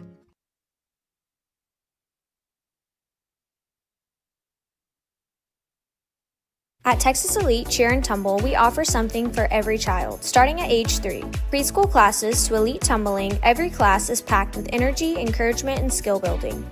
Kids tumble, jump, and learn in a safe, exciting environment where all abilities are welcome. Join the gym where confidence is built and every child shines. Your journey starts here at Texas Elite Cheer and Tumble. And we're back here. The Tigers have a 305-pound fullback here in front of them, Donovan Maria. I'd imagine the ball's going to go that way, and it does. And they're going to get it right in the end zone, and Commerce is going to take the lead. You kind of said it's not been a weakness for the Bearcats, but tackling has been really solid all year for the Bearcats. And a few laps here early in this game has given Commerce the lead here. Yeah, the Bearcats have done a great job on the first man, being able to make great contact, and if they don't bring him down, at least hold him up to not getting any more yards and allow the rest of the Bearcats team to swarm to the ball and make the tackle or even make the strip sometimes. And that's one thing we just haven't done great tonight. With Commerce up 2, they're looking like they might be trying to chase some of those points to try to get this scoreboard more even looking to make it less of a wild card. They're up 2, and they're going for 2 here, trying to make it 24-20, and they're having a hard time getting a play in or something. They have the play clock at 15. They had to take a timeout before that 1st and goal from the 1. Boy, I'd love to see the Bearcats take this one back to tie it up. Well, it's going to be an offensive play here. Late in the play clock, Bearcats blitz. Aiden Brown trying to just throw it out, and the Bearcats do a good job of coverage. No flag out, and it's... Whoa, my... What? Did he just throw... I specifically waited and looked at that official. Is he reaching for his flag? He was not reaching for his flag. I said there is no flag. I wonder if that official, he forgot he had one. Because that's what it looked like. He had no interest in throwing a flag. And then after we're ready to basically to go to break, he pulls it out of the pocket and throws it. Wow. Okay. Wait a minute. There's another flag on the far side as well. Offsetting. So there was some sort of motion penalty on the Tigers that we didn't see the flag come out on. The other flag we saw come out was for the pass interference in the end zone. So it's offsetting, and it's going to give the Tigers a chance to rethink this or draw up a new play. I don't like when it's a do-or-die play, just literally throwing it a jump ball up in the end zone and making it 50-50. And that's what they kind of did there. And I thought Lane F. did a great job in coverage. Kind of just stood there and put his hands up, and they called him for a flag. But here we go. Ball in the right hash, motion right to left. That's Maria. They've emptied out the right side. They're going to roll out looking left to try to throw. Aiden Brown going to throw a corner in the end zone, and it's going to be completed in that corner. It looks to be number 10, Donovan Anderson, for the Tigers, which is going to give the Tigers a 24-20 lead here with 10:18 left in the second quarter. Pilot Point, your new hangout is here. Moto and Latte, where coffee meets community. From handcrafted espresso to fresh roasted beans, it's the fuel to your road ahead. Come and see us at 110 East Liberty Street in downtown Pilot Point. At Hometown Pharmacy, you'll get expert service and quality healthcare products fast. Our friendly team helps you find right solutions and equipment that fit your lifestyle. Call Hometown Pharmacy today at 940-686-0123. Hometown Pharmacy, where care feels like home. And we're back here where we've seen 44 total points scored in less than 14 minutes of football. We're in for a lot of offense tonight from both these teams. And the Bearcats are going to be forced to answer. Yeah, we talked about it being a shootout, and it has definitely been a shootout to start this game, Ryan. Technically, it's only able to get that one stop they've had so far, but the ball's teed up, and the Bearcat offense is about to get the ball back with the opportunity to take the lead back for themselves. This kickoff is good down the center. It's going to be fielded at the 20 on the run by Newman. Newman's going to try to get to the numbers, and he can't, and he's slung down inside the 30. Looks like we're going to have the ball 1st and 10 at their own 28 or 29-yard line for the Bearcats with, like I said, their opportunity to answer and take the lead back in this back-and-forth match. Possession to start a series on the night, but see what the Bearcats can do. Coming off the sideline here, ball in the right hash. Garrett Evans coming out, quarterback. We got Caden David and Drevion James out there. I'd like to see that single back formation, giving the ball to Drevion James, which has been fruitful the last few weeks for the Bearcats, and that's exactly the formation they come out in. Single back formation, pitch right to Drevion James. He's going to come up the center, contacted at the 30, out across the 30 to about the 32-yard line, and it's a modest gain on 1st down, but keeping us ahead of the chains. Yeah, it's been kind of our momentum snatcher play of the year so far. Just let him get the ball, quick dive up the middle, and just let his explosiveness capture some touchdowns, Ryan. I was hoping we could get something there. Early in the year, I really harped on why are we pitching dive plays, but it gives a guy like Josh Chumley, Drevion James, a chance to get their ball in their hands as early as possible, see the play develop, and it's been good for the Bearcats. The extended dive up the middle for the Bearcats, out across the 45, break the tackle. 50, across the 40. The Bearcats have a chance to take it all the way inside the 20. Chumley pushed out at the 15-yard line. Takes the ref out as well, right? Everybody's catching the hits here.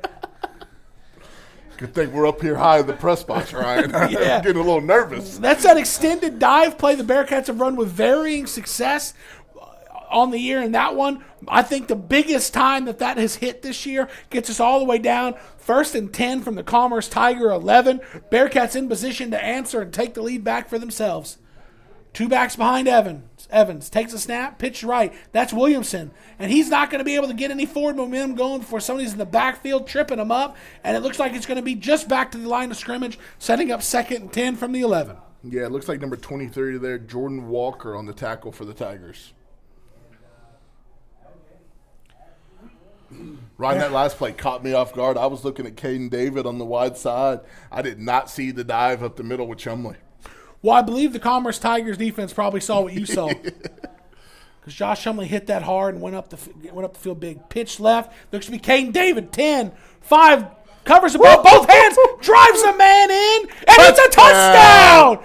He put both hands on the ball and just said, "You're not denying me this time." Touchdown, Caden David. And the Bearcats take the lead back. Still 8:49 left in the second quarter. I wish we had a camera on him right there at the goal line, because I guarantee he was grinning ear to ear, looking at an opportunity to hit a man at the goal line and dare him to stop. You've seen the NFL Films video of Quentin Nelson, the offensive lineman, screaming as he's running up the field making a block. That's how I envision Caden David saw the opportunity to make contact and get in the end zone and probably just started yelling as he was carrying the ball. And let's see if the Bearcats can block this PAT better with a 2-point lead here. The snap, the hold, the kick is up. It is not blocked, and it is through. 8:49 left in the second quarter. In this back-and-forth shootout, the Bearcats take a 27-24 lead. Looking for the perfect lawn without the hassle? Perfect Turf has you covered. From expert weed control and premium fertilization to full sod installation and artificial turf that looks lush year-round. We bring the green so you don't have to. Visit PerfectTurfTX.com for more information. Here at Sideline to Sideline, we love to talk 3A football. Pottsboro, then Pilot Point, but Pilot Point might make it with, Chad's been up there.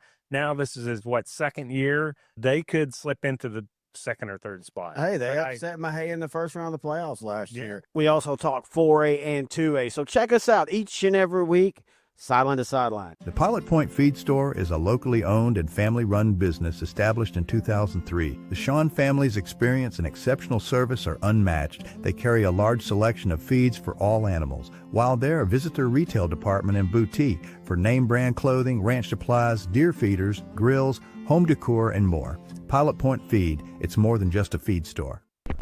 And we're back here with the Anthony Torres kickoff. There's another low wobbler caught on the this kickoffs have been crazy, but hey, it's working for the Bearcats. Commerce is catching these, but not getting a chance to return. And the Bearcats defense is going to have an opportunity, and if they can shore up this tackling, they really have a chance to make stops here against the Commerce Tigers. Ryan, I didn't get this in my scouting report, but I'd tell you what, if I was the Commerce Tigers baseball coach, number 9's my shortstop this season. Because I don't know how he's got those two little ground balls shots right at him. How he's been able to just catch those on one hop or just right off the ground. That's impressive. That's why I was talking about. I haven't seen kickoffs like that because they're incredibly weird off the foot of Torres. And, yeah, he snatched the last two up with no problems. Hopefully that works out in our favor later in the game, Ryan. Left hash, Aiden Brown, false start here for the Tigers. The Bearcats, who have been notorious for jumping on defense, Aiden Brown trying to capitalize on that. I think at different levels of football it's illegal what he's doing, but he's doing the hard clap and moving the head, and he's fooling his own receivers. It's a second false start on that. Yeah. So hopefully we can capitalize on this first play penalty. 1st and 15 for the Tigers. Aiden Brown snap, looking to pass, and he's going to throw the timing route, which is a curl. And that's why the guy jumped on the ball. They're blowing it dead. They're saying he was down. Ball came out late. That's probably why that receiver jumped. He knew he had the opportunity to get the ball on that last play because that's who they threw to on that 1st and 15, and it was completed. And it looks like it might have been 7-8 yards on it, setting up a manageable 2nd and 6 for the Tigers. I thought that was a fumble all night. Aiden Brown gives it to Kamani Graham up the middle, and Carter Locke is the first to wrap him up. But we've seen tonight just getting them wrapped up is not enough. And this time the officials blow the whistle, running everyone to the ground, stop the progress forward momentum, which would have bailed the Tigers out on that punt return earlier in the half. Yeah, they weren't quick to blow the whistle on that one, but they're quick on the last play. 3rd and 4 here for the Tigers. Line to gain would be the Tiger 47-yard line, trips right, motion right to left, and it's going to be a jet sweep. The Bearcats got upfield to set the edge, couldn't finish the play, and here we go again. Another great run by number 13. We got a flag. Malik Garcia, there's a flag at the point of attack, and we start doing the math, though. Where's the flag?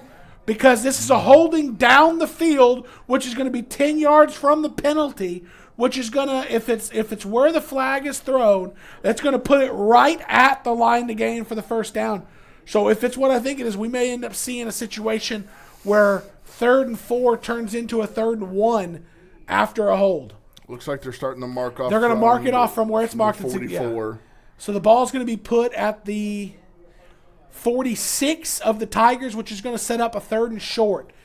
But here we saw it again. Malik Garcia, who Coach Worrell pointed out to you, was the Division I talent wide receiver. We've seen him make some awesome plays so far for the Tigers, and that was one of them.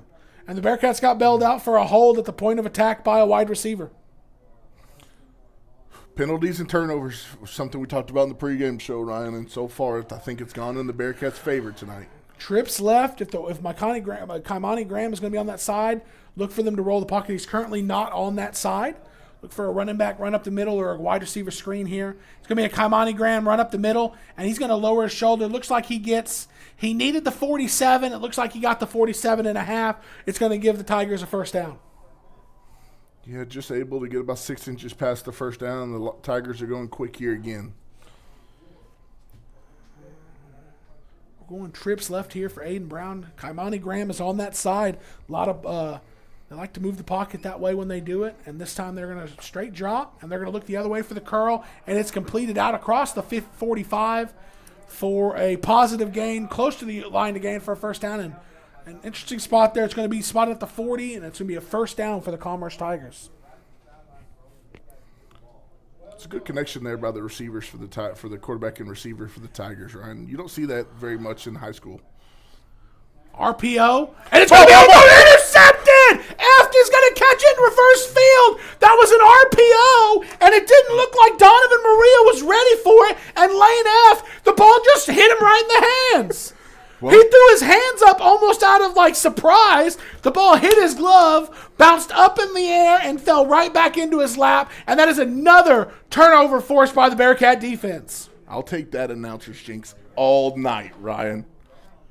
Donovan Maria on the RPO. It was a slant. Aiden Brown pulled it from the belly of Kaimani Graham and threw it. And like I said, overthrown the receiver, and the ball landed right in the hands of F, but it was above his head, bounced in the air, and came back down in his hands.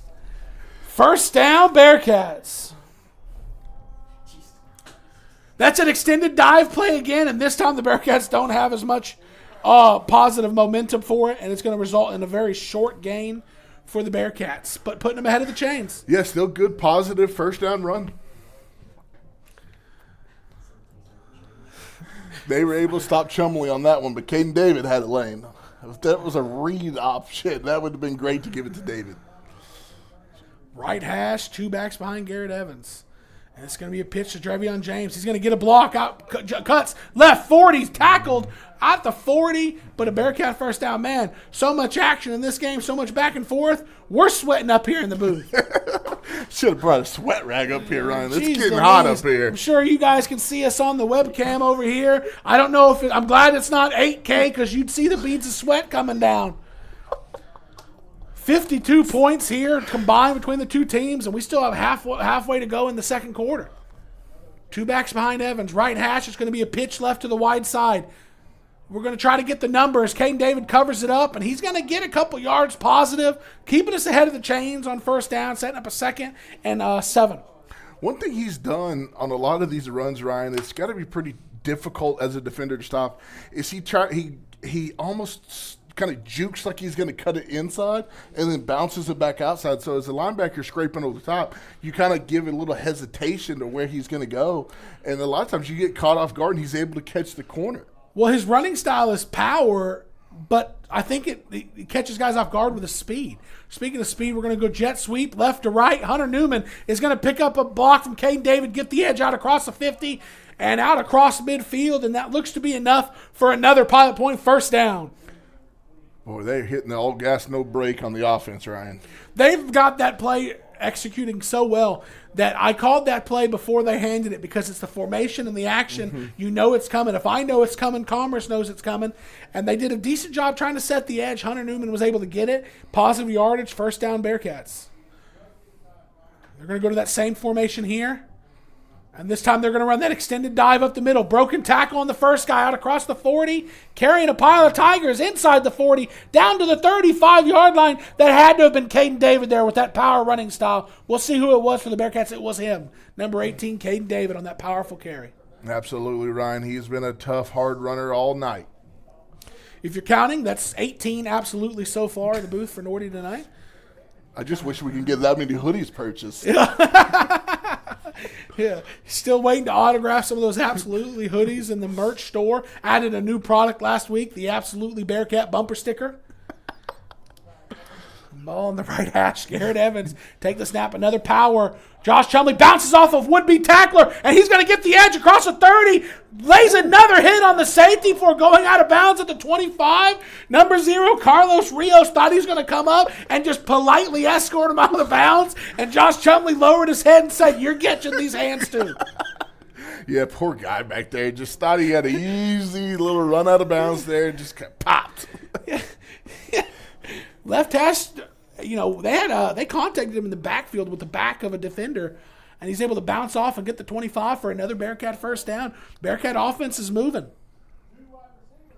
258 yards of offense so far for the Bearcats. They go to that extended dive play again. And I'm telling you, that extended dive, this is the second or third time this season I've seen a defender make the tackle on that extended dive. Not because he knew it was the dive, because he was trying to get out to the speed out, and he runs into the guy with the ball. Yeah. Bearcats have done a great job of controlling the line of scrimmage, Ryan. Not a whole lot of Tigers in the Bearcat backfield for sure. They've had some positive or negative plays forced by the Tigers, but as a whole, the Bearcats are doing a good job of keeping the Tigers out of their backfield. But here we are, 2nd and 11. Garrett Evans going to snap it. Pitch right. Cade Davis going to get the block. 20. He's going to jump over a man inside the 15 down to the 11. Cade David is running with a purpose here in the first half. I believe he gained some area honors after last week's performance with the 2 touchdowns on offense. Don't forget, he's a star player on the Bearcat defense too. And in this second quarter, he's put his imprint on this game big time for the Bearcats. I think we're looking at 9 carries for 114 yards so far for him tonight, right? One thing I do like the Bearcats do on that, they're favoring the left side of the offensive line there.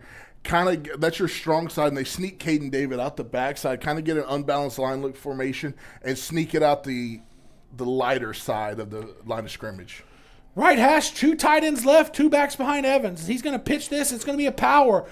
Drevion James is going to get flipped inside the 10, down to about the 6. It gets up, hands the ball to the referee, and says, let's get ready for second down here. He was contacted low. He went up and over and kind of flipped. Got up quick, ready for 2nd and goal from the 7-yard line for the Bearcats. We are going a little bit slower here, Ryan, trying to drag this clock out. Might get one more play before the 2-minute warning.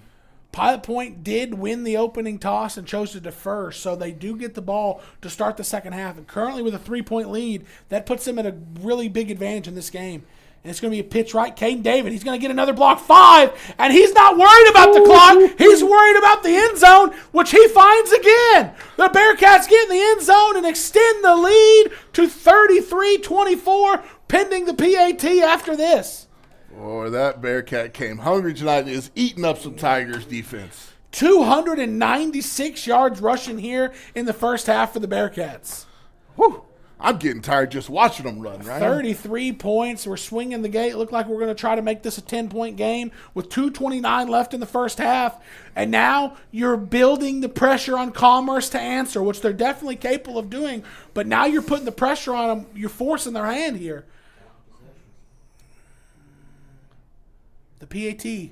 The snap is good. The hold is down. The kick is up. And it is through. 2:29 left in the first half here at Ron Post Stadium in McKinney. Pilot Point 34, Commerce 24. Looking for insurance coverage you can count on? Shannon Stevens and Hutcherson Insurance Group makes protecting what matters simple. Be it business coverage, life insurance, home and auto, or group health, he's got you covered with his personalized service and trusted advice. Call Shannon today at 940-395-1181 to get started.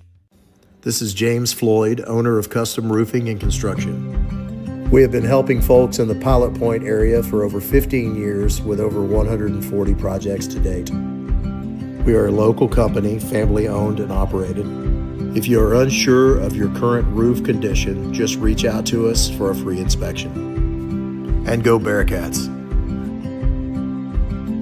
At TNMP, we power more than homes and businesses. We power communities. From restoring outages to upgrading infrastructure, our teams work around the clock to keep electricity safe, reliable, and ready. We're your neighbors. We're your power. We are TNMP.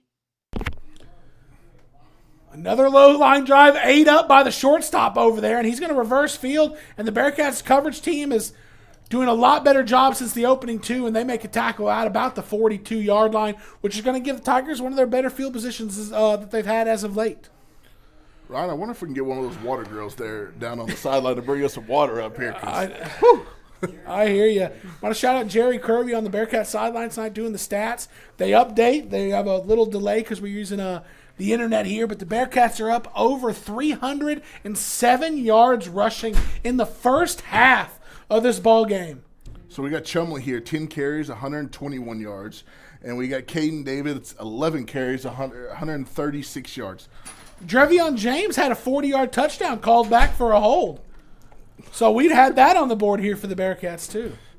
But here we go. Big possession here for the Commerce Tigers before half. Aiden Brown's going to take the snap, and he's going to hand it to Mikael Graham, and he's going to cross midfield, and he's going to cut it back in the field of play. Kaimani Graham on the carry, and he's going to get out across midfield and a Commerce Tiger first down. Outside of his big first down run, I believe, early in the game, Ryan, I think that's one of his longest carries of the night so far, I think. We had a huge run call back for a hold, if you remember, yeah. Pass play, pressure. Caleb Reed Johnson has a chance. Chasing Aiden Brown, who's going to sling it. We have a chance. That looked like he was out of bounds. He's going to be rolled out of bounds. Aiden Brown had a great opportunity to get rid of that ball and almost completed it. Caleb Reed on the initial pressure, chasing Aiden Brown all over the backfield on that play. Yeah, it looks like we're going to get the 2-minute timeout here, Ryan. 1:53 left in the first half. Commerce Tigers have the ball trying to answer with the Bearcats holding a 10-point lead. Ready for a smile that you truly love? At Pilot Point Dentistry, we provide friendly, personalized care for the whole family, right here in Pilot Point. Come join our dental family and experience expert care with a personal touch. Call us today at 940-686-2201. With over 40 years' experience, DC David Construction LLC delivers expert craftsmanship in metal buildings, cement work, remodels, painting, and more. Big or small, every job is done with professionalism and pride. Fully insured and ready to quote. Call 940-390-8656 today. Hey there, Bearcat fans. While the Bearcats are headed toward the goal line every weekend, Raceway Ministries is at speedways all across the country, serving and sharing the good news of God's hope in Christ. Want to know more? Head over to racewayministries.org. And meanwhile, go Bearcats. Second down for the Tigers at the Bearcat 45. Snap. Kaimani Graham's going to get the carry, and the Bearcats take him down in the backfield. Carter Locke coming up and tackle him around the ankles there. Kaimani Graham, if he gets out of that, he has a little bit of room. He's definitely going to get out across the 40 and set up a 3rd and short at best for the Bearcats. Carter Locke's able to bring him down, and now they're going quick. Trips left. Aiden Brown looking to pass. Going that way, pressured. Escapes the pocket, and he's going to sling it down the field and has a receiver past the defense, and it is going to be brought in, and that's that man again, 13, Malik Garcia, who has been the big play guy for the Tigers so far. Yeah, I think Hunter Newman there thought the play was kind of over, or at least coming to a stop, and number 13 was able to get a little deeper than he was. His eyes in the backfield, Mikael Garcia was able to, like you said, get behind him, setting up a first down from the 14-yard line of the Bearcats. Bearcats secondary has been able to get their hands on balls here in the first half. Aiden Brown will sling it out there. Bearcats blitz, and they're going to throw to Mikael Garcia on the screen, and the Bearcats can't tackle him immediately, and he's going to spin down inside the 5. He is a physical runner who we've had a hard time tackling tonight. Tigers might want to be careful here, going too quick and leaving enough time for the Bearcats to get the ball back. They're going to mark that all the way in at the 2, setting up 1st and goal from the 2. Tigers going to have an opportunity to kind of steal a possession here, considering if they score with not a whole lot of time on the clock, they kick off the second half to the Bearcats, so they're going to be kicking off to the Bearcats anyways after a touchdown. Motion left to right, and they're going to do the zone read. Aiden Brown's going to keep it right at the middle, and he's going to make a jump cut and fall forward into the end zone. So the Tigers answer with 1:14, and it's hard to think. The Bearcats probably have 10 possessions this year, at least, where they've scored in less than 1:14. It's just weird to think that when all they do is run the ball. Yeah.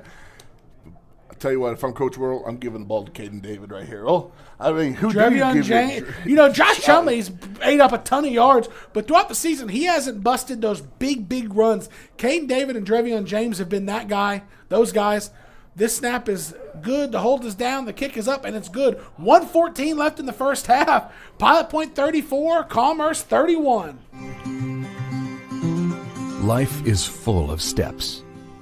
We learn to take small steps and big steps. We take steps toward adventure, to keep growing. Steps to build a future, to discover what's next. This is banking at its best. This is Banking Forward.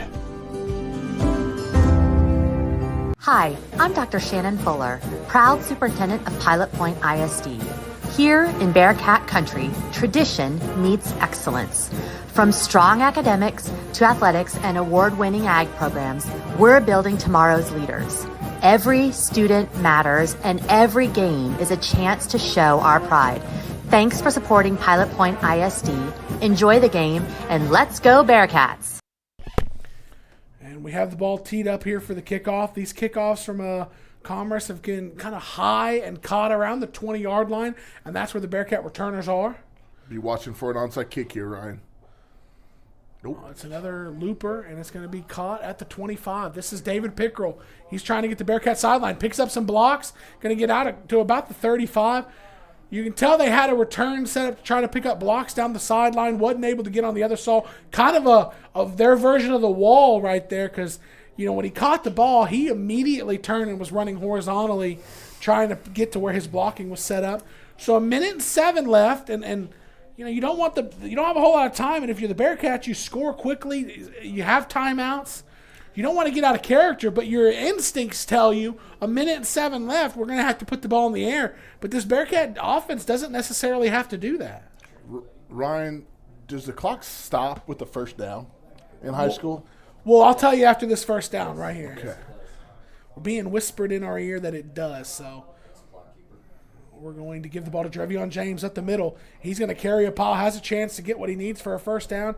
It's going to be ball came out, just right? short of first down. We're going to see if it's ruled. It is going to be ruled a fumble. And Commerce, with 57 seconds left, is going to have an opportunity to take the lead into halftime. Oh, my gosh. That is the one thing you did not want to have happen. I didn't see it happen in real time. I saw the carry. I saw the contact. I did not see the ball come out. I didn't either. I kind of looked over to the clock to see where we were at. See That's exactly what I did. I looked at the yard to gain, if it was going to be a first down or not, looked at the clock, and looked back, and the Commerce was saying they had the ball. And it was ripped out, and that was number 10, Brandon Anderson, who ripped that out for the Tigers. And it's going to set them up 1st and 10 from the Bearcat 48 with a chance to take the lead before half. They're going 5 wide here. The Bearcats rushing. It's going to be a wide receiver screen to Marion. Marion has a space, and he's going to be wrapped up by a bunch of Bearcats, but we got to bring him down, which has been troublesome, and we do at about the 27-yard line. And Marion throws the ball to the referee, and it was a bad throw, which is probably why he doesn't play quarterback anymore, and kind of slows down their offense. Brown takes a snap, straight drop back, and they're going to go back to Maria timing route, and the ball hit him right in the shoulder. But he hadn't got turned around yet. Aiden Brown rushed that just a little bit. Bearcat defense need to bow their neck here. Everything looking good, looking like they had an opportunity to go into halftime up 10, and now here they are up 3, trying to just hold on to the lead going into half. Do we have 1 or 2 interceptions so far tonight, Ryan? Just one? Just the 1 interception, 1 forced fumble. 5 wide here for the Tigers. Bearcats pass rush, and they're going to throw it deep. That's going to be Marion, and it's going to hit the Y in the end zone with no one around. Now it's going to be 3rd down for the Tigers. 3rd and 10. Ball at the 27-yard line of the Bearcats. We saw some kickers pregame. It's hard to zero in on who the kickers were because there were so many of them warming up. Yeah, I don't 4 different kickers. And 3 of them were, we're getting a hold here on the Tigers.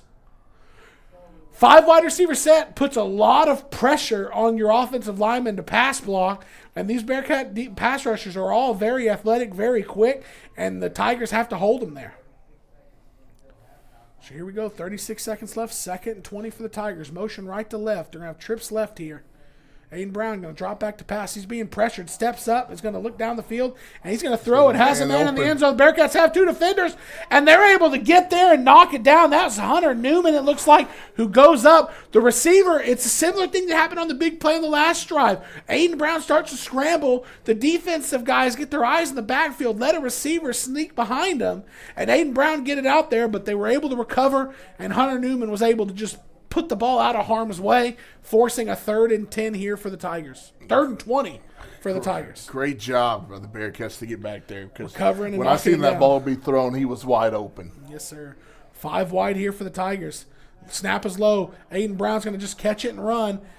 Let's see what they end up doing. He's going to get out of bounds at about the 20, which is going to set up 4th and not too far.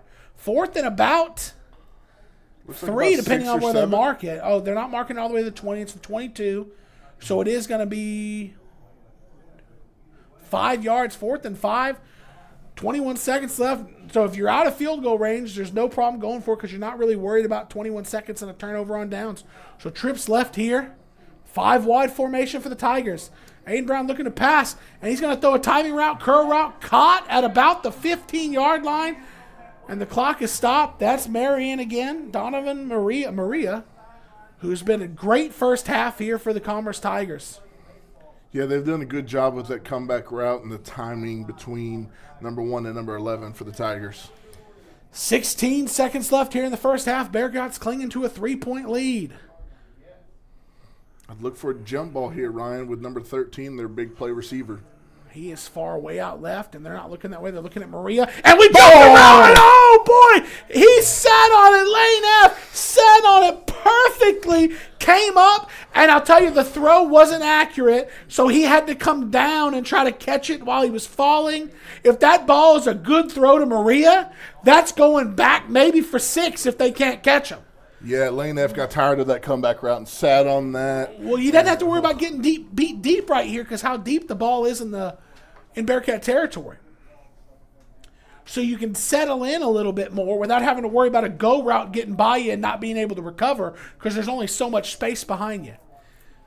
It looks like I don't know why they would use their well, the clock's not stopped here. I don't know why they've got 2 I think they lost opportunity. We're about to get to halftime, so let's stay here. It's odd there because you have 13 seconds left. You're deep in the area, so you really, with 2 timeouts, you have the ability to run the ball. You have the ability to do anything you want. If you keep that timeout, now you're down to 1 timeout. It kind of limits your choices on what you can do here. Yeah, I guess you can still run it, but if you run it, you kind of are saying, this is my last play before we're going to kick it if you don't score a touchdown. Yeah. If you're sacked, that puts you in a bad position because it backs you up, and I don't know what your field goal kicking situation is. Bearcats secondary, what I'd like to maybe see here is them put their heels on about the 3 or 4 yard line, and I'm not necessarily – I'm going to maybe sit on something, and then if the guy gets to my level, turn and go. Mm-hmm. But let's not run off like on that timing curl route, exactly what Lane F did on that last time we faced that route. Yeah, let's not just run all away from them. Yeah. Yeah. Imagine that's what the coaches just sat there and I wonder if the Bearcats about. are going to try to heat up Aiden Brown here. 4 down linemen, 1 middle linebacker. Aiden Brown, 5 wide. Bearcats going to play coverage, and they're going to throw it in the center of the end zone, and incomplete! I thought he had it. Ashton Williamson's contact in the secondary must have knocked it loose, but it looked like number 2, Lucas Alaji, had it in the end zone for a touchdown.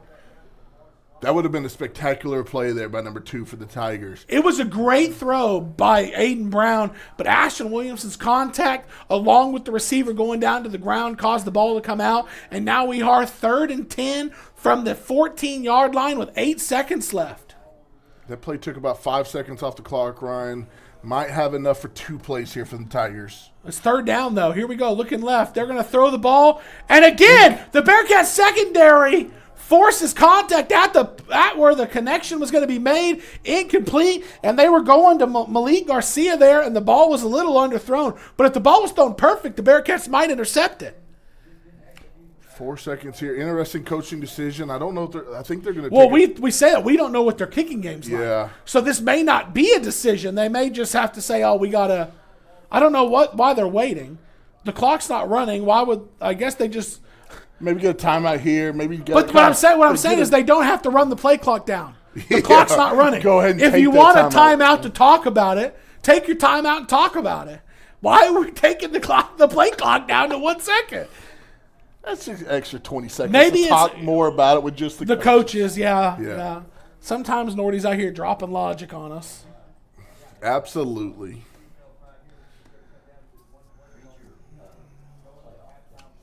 While we have a minute here, let me get to our paying our dues here. Attention high school football fans, don't miss out on the opportunity to be a part of Texas football history. Mark your calendars for the UIL State Football Championships, December 17th through the 20th at AT&T Stadium in Arlington, Texas, where the best teams teams from 6-man to 6A, leave it all on the field in the hopes of being named champion. For the latest updates and ticket information, head over to uiltexas.org/football. Again, that is uiltexas.org/football. We hope to be there at AT&T Stadium that week, maybe covering a football game. Boy, that'd be awesome, wouldn't it? Yeah, but we have 1/2 plus a big 4 seconds here to try to make that a reality. And it doesn't look like they trust their kicker on the Commerce side. So they're going to go 4th and 10 here from the Bearcat 14 with 4 seconds left. 2 receivers left, 2 to the right of Aiden Brown. Kamani Graham in the backfield. Drop back to pass, looking left. They're going to just sling it into the end zone. Bearcat's just going to sail about 10 yards out of the back of the end zone, incomplete, and the Bearcats are going to escape disaster with that late first half turnover and go into halftime here at Ron Poe Stadium in McKinney, Texas with a 34-31 lead, and they get the ball to come out when we start the second half. Okay.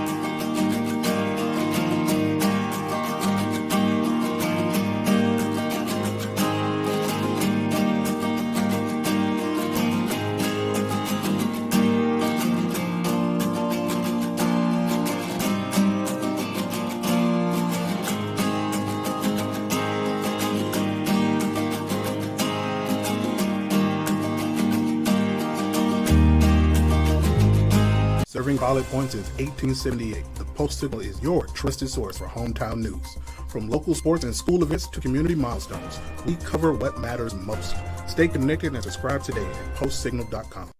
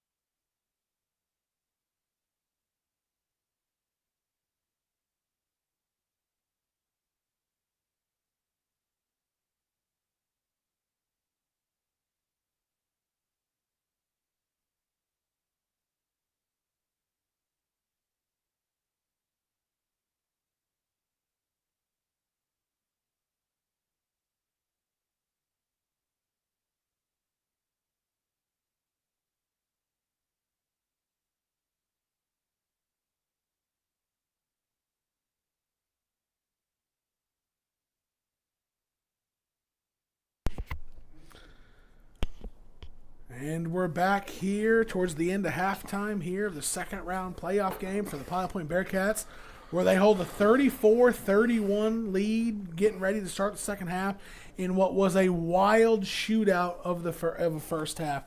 Pilot Point with 307 yards of offense, all on the ground. Commerce with 326 yards of offense, 199 yards through the air, 127 yards on the ground. Pilot Point forced 2 turnovers. Commerce forced 1. I mean, that was an action-packed half from beginning to end. You see that score, that combined stats in a full game, sometimes 2 games.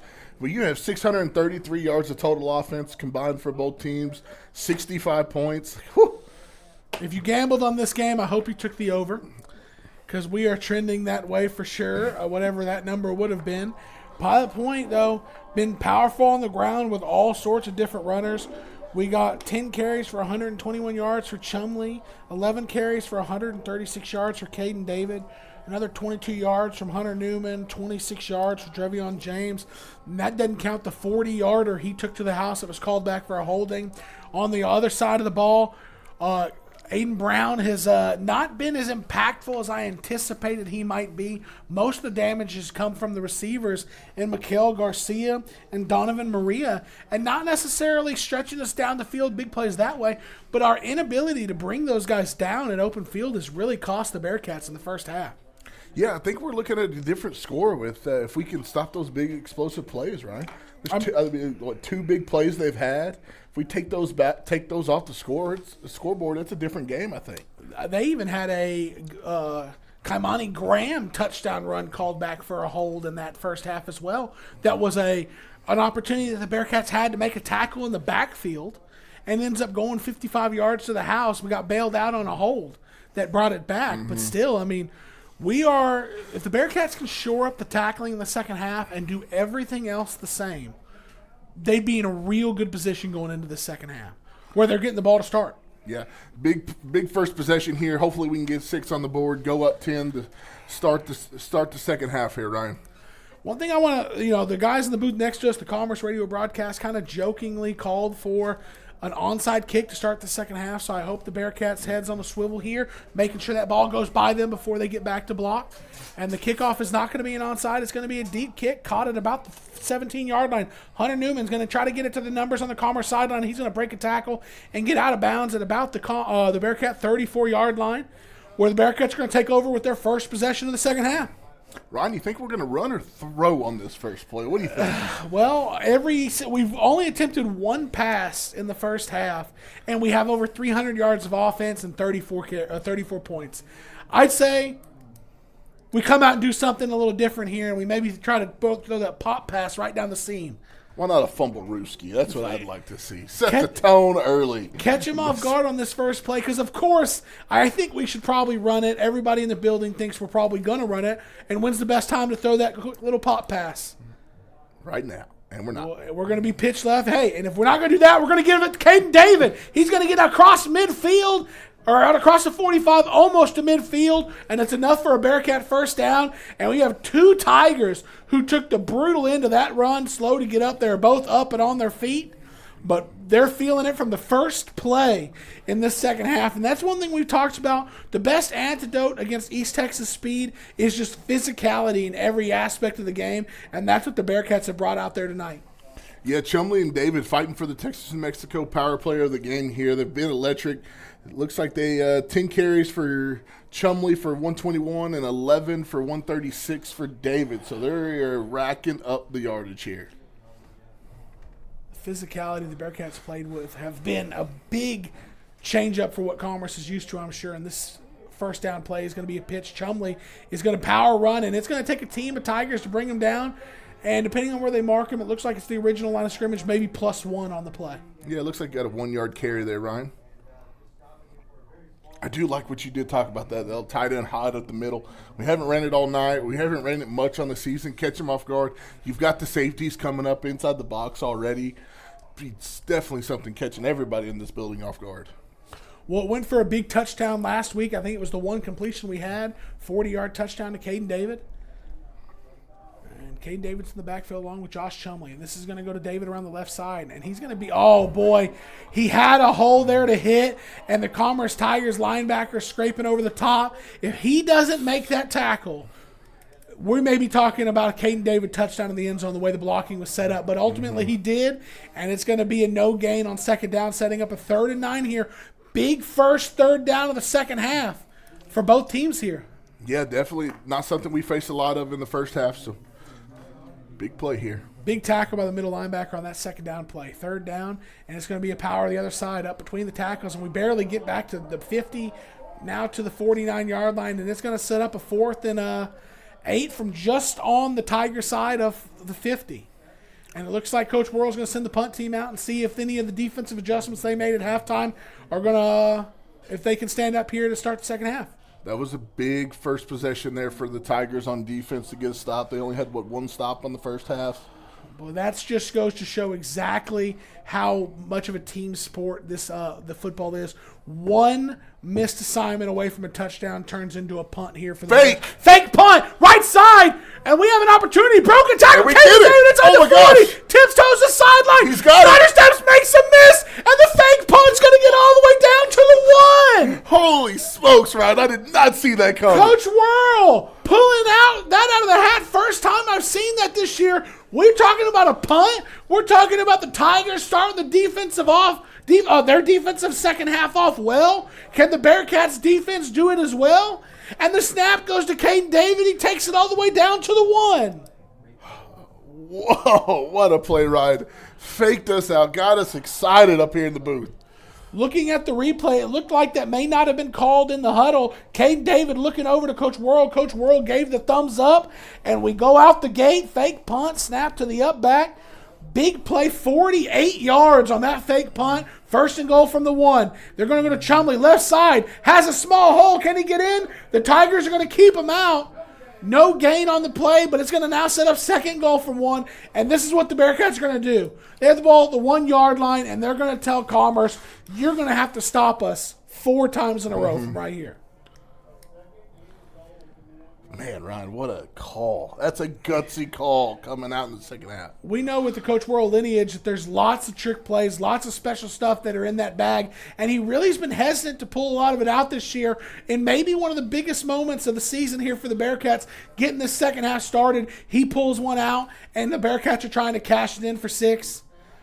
Right side carry, lowers the shoulder, touchdown Bearcats. And that looks like it's Marmolejo. It is, Ryan. In a big moment of the game. 2nd goal from the 1, a guy who hasn't got a huge amount of carries. Coach Worrell trusts him with the ball there, and Fernando Marmolejo scores a touchdown in the second half of this playoff game for the Bearcats. I can't get over that decision to make the fake punt call there. That's understanding how pivotal this first possession of the second half is, and it's going to benefit us being able to opportunity to go up 10 here to start the second half. We got to get a clean execution here on the PAT. Commerce did block 1 and take it back for 2 in the first half.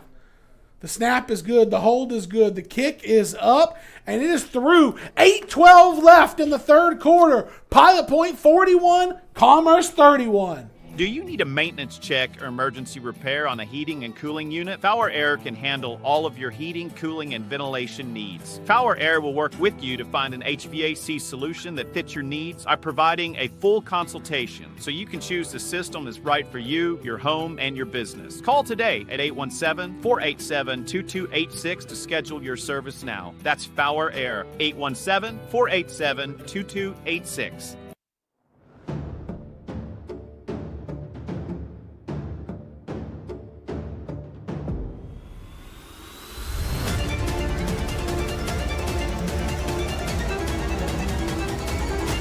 Nick's Italian Restaurant in Pilot Point serves authentic New York-style pizza, fresh pastas, and other Italian favorites, all based on his family recipes from Queens, New York. Nick will always treat you like family, whether you dine in, take out, or cater. Taste the tradition and feel the hospitality at Nick's Italian in Pilot Point. And we're back here after a huge 4th down fake punt the Bearcats ran and executed to perfection, setting up a Bearcat touchdown. Anthony Torres has this teed up. On that fake punt, we needed 8. At about 5 yards, the Tigers had a chance to make the tackle. Caden David gets out of it and brings it down to the 1. And, oh, man, I jokingly in the break called maybe a surprise onside for the Bearcats, and we talked about the low squibbing line drive kick that they've made has not taken a single weird bounce yet. So we were both saying it's just a matter of time before that football takes a weird bounce and maybe he's on the ground with the Bearcats getting a chance to get it. But they end up trying to go backside. I wouldn't necessarily say it was an onside because he kicked it hard at about 15 yards, and it goes right out of bounds, untouched, setting the Tigers up 1st and 10 at their own 46 to start this one. Definitely big possession here for the Bearcats on defense, Ryan. Ball's on the right hash. Aiden Brown in the backfield. With Kaimani Brown in the backfield next to him, or Kaimani Graham. Kaimani Graham gets the carry. He's going to get a couple yards before he's contacted by Michael Marsh, along with a couple other Bearcats who bring him down after a short gain. But it's going to set the Tigers ahead of the sticks and maybe 2nd and 7 here.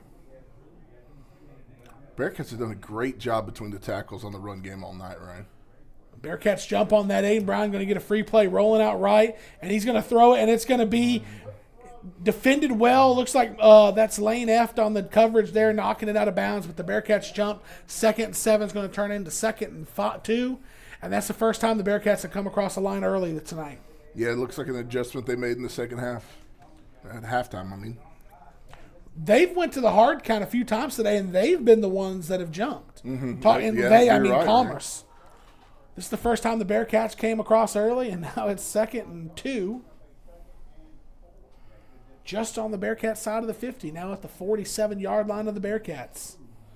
Trips right, running back on that side, and it's going to be a dive, and Kaimani Graham has nowhere to go. That's a play that the Tigers run where it doesn't even look like they block the defensive end. They put Kaimani Graham on front of the quarterback. Brown catches it, and he kind of catches it running forward and tries to hand it Kaimani Graham at the line of scrimmage. And the Bearcats' penetration and the way the defensive ends came down the line of scrimmage made it a tackle for loss, and now it's 3rd and 5. Motion sets, trips right, roll out right. No, it's a receiver screen, and the Bearcats have a chance to tackle, and they can't. And the receiver lunges forward after a few yards, and I think they're going to get exactly the amount of yardage needed for a first down. Bearcats had a chance to make a tackle at the line of scrimmage. Tigers are going to turn it into a first down, though. Yeah, it was a low throw. Great catch there by number 11, Donovan Maria. Yeah. Him and Malik Garcia have been the big-time playmakers so far. Dropping back Brown, and he's going to look to Salavaji, who's going to catch it on a short hop, and it looks like they're giving him the catch. I called it a short hop. I'm not saying I saw it hit the ground. It was a low throw that he had to go to the ground to corral, and the Bearcat sideline is trying to say that ball hit the ground. Looks like there's a flag on the turf. Let's get a call here, and we're going to get a pre-snap penalty on the Tigers. Bearcats catching a break there. I believe that's the 3rd or 4th penalty on first down from the Tigers with the false start or illegal motion, right? Well, it's going to back them up behind the chain. It's going to turn about an 8-yard gain into a 5-yard penalty. Shout out to everybody being with us tonight. Audio only, of course, just like the rest of the playoffs will be here at Ron Post Stadium in McKinney. YouTube, Facebook, like and subscribe, pilotpointbearcats.com. 1st and 15. Brown's going to keep it. He's going to pull it out of Kaimani Graham, and he has a chance to get some big yardage. Pilot Point chasing him, and Hunter Newman's going to finish the job, but we had a Bearcat chasing. Oh, no. That's Josh Chumley, who was in hot pursuit. He slowed him down and allowed another Bearcat to make a tackle, but we are going to go to a break while we tend to a down Bearcat. For nearly 50 years, Mark's Body Shop has provided auto body repair to North Texas. They offer hail, dent, auto collision, and other services right here in Pilot Point. You can count on their certified technicians for complete collision repairs to make your vehicle look just like new. Need auto body service? Visit them at 1112 North Highway 377 in Pilot Point or call 940-686-5194 for a free same-day quote. Champion Equipment is more than just an equipment company. For 25 years, Champion Equipment has served the Pilot Point community with top quality rentals, sales, and service. Led by Champ Walker and his son Michael, they will help you find the right solution for any project. From construction to landscape, Champion offers reliable equipment and expert advice. Locally owned and proud to support the Pilot Point Bearcats. Is your AC struggling to keep up with the Texas heat? Call Capital Mechanical in Pilot Point. From fast, reliable repairs to brand new installations, their licensed pros keep your home cool and comfortable. Trusted since 2001. Capital Mechanical does it right the first time. Call 940-440-1100 today. In 2014, Uppercut Granite was founded with a mission to provide the highest quality fabrication and installation services to home builders, homeowners, and commercial contractors in the DFW and Southern Oklahoma areas. With more than 50 years of combined experience in the countertop fabrication industry, the partners of Uppercut Granite possess the skills and expertise necessary to complete even the most difficult projects. Visit Uppercut Granite showroom at 1235 J.C. Lane in Pilot Point, Texas, or call 940-765-3525 to schedule an appointment. The first play back after the down, the Bearcat gets off the field under his own power. A little bit of assistance as a Kamani Graham run up the middle for a first down. That was only Aiden Brown's third carry of the game and his first one that really popped for 20 yards. And the Tigers are here in position, ready to answer that Bearcat touchdown. He's an electric runner, Ryan. He definitely had some shiftiness to him there. And he's going to run out to the right, quarterback run. Aiden Brown run right. He's got one man to beat, and he turns the corner and gets in the end zone. All right, so that's – he slipped on the track in the back of the end zone. So, he was in the end zone with nobody around him. He decided instead of stopping at the goal line or stopping in the end zone or stopping behind the end zone, he ran all the way out to the track where the long jump and stuff goes, and his cleats weren't the right kind of cleats for that, and he slipped onto his butt. But in the end, it's after he scored a touchdown to bring Commerce back to within an opportunity to bring it within 3 with this PAT. The snap is down. The kick is up, almost blocked, but not quite. It is through. 5:44 left in the third quarter. Pilot Point 41, Commerce 38. With over 150 years' experience, Chapin Title in Pilot Point is here to help you. When buying or selling your next property, tell your realtor that you want to use Chapin Title for the experience they have and the convenience of being located right here in Pilot Point. You do have a choice, and that choice should be Chapin Title in Pilot Point. You work hard every day to provide for yourself and your family. Why not let someone else help you out every now and then? As your local Texas Farm Bureau insurance agency, that's why we're here, for peace of mind and to help you protect what matters most to you. Call Denton County Farm Bureau Insurance at 940-387-8572 for a quick auto, home, or life insurance quote, and learn more about how Farm Bureau Insurance can protect what matters. Life insurance products underwritten by Southern Farm Bureau Life Insurance Company, Jackson, Mississippi. And we're back after that Commerce Tiger touchdown drive to bring it back within 3. One thing I noticed there is we expected a lot of running from Aiden Brown. And traditionally, when we're facing running quarterbacks, we see the other team really hit those running backs hard and heavy early in the games with their runs. And I've always talked about how that might wear the guy down throughout the game. They did not really make a concerted effort to run Aiden Brown in the first half, and they did there on that drive. So that's something to look for in the second half. This kick is deep down the center, and it's going to roll into the end zone for a touchback where the Bearcats will get the ball at their own 25 when they start this possession. That is one thing on these kickoffs I've seen. Pilot Point has really got their return men in the back really wide. Mm-hmm. And I'm sure they're doing that because the film shows that's where most of the kicks go. But there's a lot of space in the middle of the field for a kick if they don't like that one. Luckily for the Bearcats, it had a lot of juice on it and it rolled through the middle. But that's one of those balls that they could place there, and if it dies, it could end up being a 50-50 ball where you got a bunch of guys just running to jump on it. Not only that, but it's also deep in the Bearcat territory where it's going to limit the field position as well. Well, we're lucky it went into the end zone. Bearcats break the huddle I formation here. Snap, and it's going to be a power. It looks like it's probably going to be Ashton Williamson on that carry, and it's going to be maybe 1 yard, but the pile's still moving. Whistle's coming in. 2 yards on the carry for Ashton Williamson.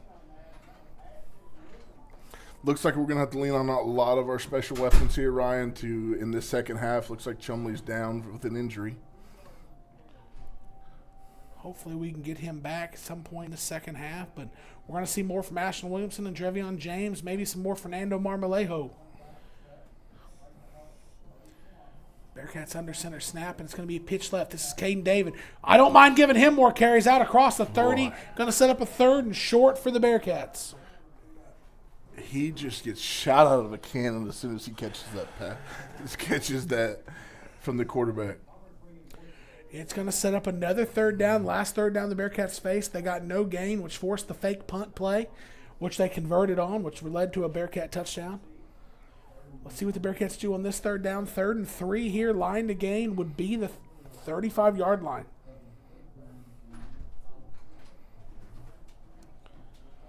Two receivers wide, white, single back formation. Trevion James, that's his play. He cuts it up. He's going to get the first down +2. Needed 3, got 5, and a first down for the Bearcats. Great job by the Bearcats there. And I've noticed one thing they're doing to adjust in the second half is the slow, methodical getting to the line of scrimmage, or at least calling a play. They're letting this clock run as much as possible and eliminate as many possessions from the Tigers as possible. Running off some late Bearcats. 2 receivers left, 1 receiver right. Single back formation. When we run this formation, this is generally, trips left. And we're going to throw, that's a bounce pass. The ball's live. Pick it up and throw it. And they're going to throw it forward. That's a throw. They're incomplete. You know, when I was in so that was going to be a double pass where we throw it to the receiver. He catches it and he throws it down the field. So the first pass is backwards. When we were in the 8th grade, we ran that play, except in that design that was not meant to be a short throw. Garrett Evans just didn't get it out there to him. When I was in the 8th grade, we designed the play where our quarterback purposely short hopped it, and the receiver was to pick it up off the ground, act like it was a dead ball, and then throw it down the field. Ultimately, it worked about like that worked, where it didn't. 2nd 10, pitch left. Caden David trying to get the edge. Has to run backwards. Is able to get out of 1 tackle, but running backwards is never the good thing to do in your own backfield. And 2nd 10 is going to turn into 2nd 18. Feel like the last couple play calls, Pilot Point might be starting to feel a little bit of pressure offensively. Yeah, I've noticed that too as well, Ryan. They're not executing as well as they have in the first half. A little bit out of character on the double pass. Everything seems to be going well, and then 2 plays you end up in a kind of out of character. You end up with a 3rd and 15 here for the Bearcats. This is their jet sweep formation, and it's going to be the extended dive. And we got Commerce on it earlier. They weren't having it that time, and we're going to have to set up the punt here. And I would be really surprised to see this not come off the foot of Anthony Torres. Yeah, this is 4th and way too long for a fake like that, Ryan. Well, not if you get 48 yards like we did the last time we ran it, but I think Commerce, they've actually got the side that we ran out of with an extra defender on the side, and the return man's not all that deep. And this kick is going to be high down the Pilot Point sideline. Takes a Bearcat bounce inside the 30, continuing to roll at the 20, inside the 20. Great punt by Anthony Torres, and we're going to go to break and come back with the Bearcat defense on the field after this. Step into a world of kids' fashion unlike anything found in this area. The Eclectic Boho, located in the red buildings at the intersection of Liberty Road and Highway 377 in Aubrey, Texas, offers fashion for your kiddos from newborn to 4T. Be sure to make us, the Eclectic Boho, your first stop for all things kids. Hey football fans, this is Laura Bradley, broker owner of SouthernLifeLiving.com, a real estate brokerage located right here in Pilot Point, Texas. Whether you are looking to buy or sell, our firm has several experienced agents to guide you through every step of the process. We want to be your go-to source for all of your real estate needs. Please visit our website at SouthernLifeLiving.com, or you can reach me, Laura, the broker owner, at 940-390-3911. And we're back, and the first play of the Commerce Tiger drives is another Aiden Brown run that they're starting to heat that up. He takes out the left side for good yardage and a Commerce Tiger first down. Yeah, that is definitely not a play that we really seen in the first half, Ryan, and they're leaning heavy on Aiden Brown as a runner. I heard the broadcasters for Commerce say that they hadn't ran him a whole lot, which was surprising. They're starting to now. This timing route to Malik Garcia, incomplete. The timing was just a bit off. The throw was a little wide, setting up a 2nd and 10 here. That's just an added element to the Tiger offense, which we've really done a good job of bottling up the run. But Aiden Brown hadn't kept those and come out the backside until this half. Yeah, and he's a little bit different style runner. Looks like we're going to get a timeout here, Ryan, for an injury. Oh, well, we're going to maybe a cramp of some sort. We went down, and now we're back up and getting off the field. So injury timeout, but it's not going to be a long-lived timeout. Makes me think that maybe the injury earlier from Chumley might have just been a cramp because the way he's back in the game. Don't want to speculate, though. Went down there a little late. Looked like maybe like I said, a cramp. He's up off the field under his own power. 2 minutes to go in the third quarter. Bearcats still holding that 3-point lead that they had at halftime. Now the score has shifted. Both teams have scored a touchdown. 2 receivers right. We have a tight end right. And they're motioning him to the left side. Aiden Brown at quarterback with Kaimani Graham in the backfield. It's going to be a Kaimani Graham carry, and he has a hole. And I'm telling you, they're starting to hand the ball to Aiden Brown. Oh, he gets out of another tackle. And the Bearcats just can't seem to bring anybody down. Gosh. The Bearcats had 4 guys with the opportunity to tackle Kaimani Graham, slinging him, wrapping him up, and just not able to bring him down. Great effort by Kaimani Graham. And one of the words that Coach Worrell described him in, and your meeting with him this week, was bowling ball. That's the sort of situation why you can't sling him around and throw him. You can't just try to jump on his back and yank at the ball. You got to grasp your hands around him and bring him down to the ground. Yeah, that's another electric, impressive run by Commerce Tiger tonight. I'm telling you, this Aiden Brown running is changing the dynamic. The Bearcats blocked the PAT. Intercepted. Well, the flag, the Bearcats jumped offside, so all this is going to be for naught. The Bearcats did block the kick, but it's because they jumped off sides and got an early start. And then on the fire call, the holder tried to throw it. It looks like the coaches are yelling at the offense to get back on the field. They're going to go for 2 here, Ryan. Half the distance to the goal will move it from the 3 to about the 1.5. And yeah, the Commerce Tigers are going to try to take their lead from 3 to 5, which I disagree with. You're up 3. Pilot Point has a pretty good kicker. I mean, I don't know. I'm over here doing the math like both teams haven't scored a ton of touchdowns so far. Yeah. You know, but I don't really know what major advantage a 5-point lead gives you over a 4-point lead, but I can see a huge statistical advantage in a 4-point lead over a 3-point lead. But let's see if the Bearcats can keep them out of the end zone. I might be looking for the last time they were in this scenario, they did run Aiden Brown up the middle, and he was able to get into the end zone, and they have the big defensive lineman in at fullback. Big number 77, 305 pounds. Coach Worrell highlighted him in our talk this week. He's a big boy. Corey Hearn, I'd go where he goes on here. And it's going to be Aiden Brown right behind him. And in the end, I didn't think the decision was a smart one, but of course it's a smart one when you convert it. 1:48 left in the third quarter. Commerce 46, Pilot Point 41. Hey Pilot Point, it's Chance Kirby with Direct Real Estate. I know in this market you need accurate local information to help you make wise decisions for you and your family. That's why I created the Lake Ray Roberts Real Estate Report. It provides you valuable insight specifically focused on our market. This is not a generic DFW-wide report that none of you can use. It's actual, local, timely information that you need. Please scan the QR code to subscribe. Now let's get you back to the game. Looking for reliable insurance coverage? Wood Insurance in Whitesboro has you covered. Whether it's auto, home, business, farm, or RV insurance, their experienced team is there to find the perfect policy for you. With access to many top-rated carriers, they strive to get you the best coverage at the best price. Call today, 903-564-6469. That's 903-564-6469. And we're back here with the Commerce Tigers taking a 46-41 lead in a back-and-forth shootout. The Bearcats' defense or offense is going to have an opportunity to respond here and give them the lead back, but this is some real adversity the Bearcats are going to be under. Commerce is going to boot this one deep, and Drevion James is going to catch it backing up at about the 7. Coming up the hash mark. He makes one man miss, and he's going to be picked up at about the 28-yard line, which is going to be around the average starting field position for the Bearcats tonight. Commerce sideline and crowd are really bringing the energy. I've seen the players coming off the field looking like maybe they've been running around and definitely feeling it, but the Bearcats are going to have to keep bringing it to them if they want to capitalize on that. But the fans here in the sideline for Commerce is doing a good job of trying to regenerate that energy for them after taking the lead. Yeah, like you said a minute ago, Ryan, this is the first time the Bearcats, I feel like, have faced some major adversity, and they need to have a great possession here to capitalize on that momentum and take it away from Commerce. I feel like we got a little bit out of character in that drive and the last time the Bearcats had the ball. Let's see us get back to our strengths here, the powers. Let's see who's on the field for the Bearcats here. Breaking the huddle. Garrett Evans at quarterback, 2 running backs behind him.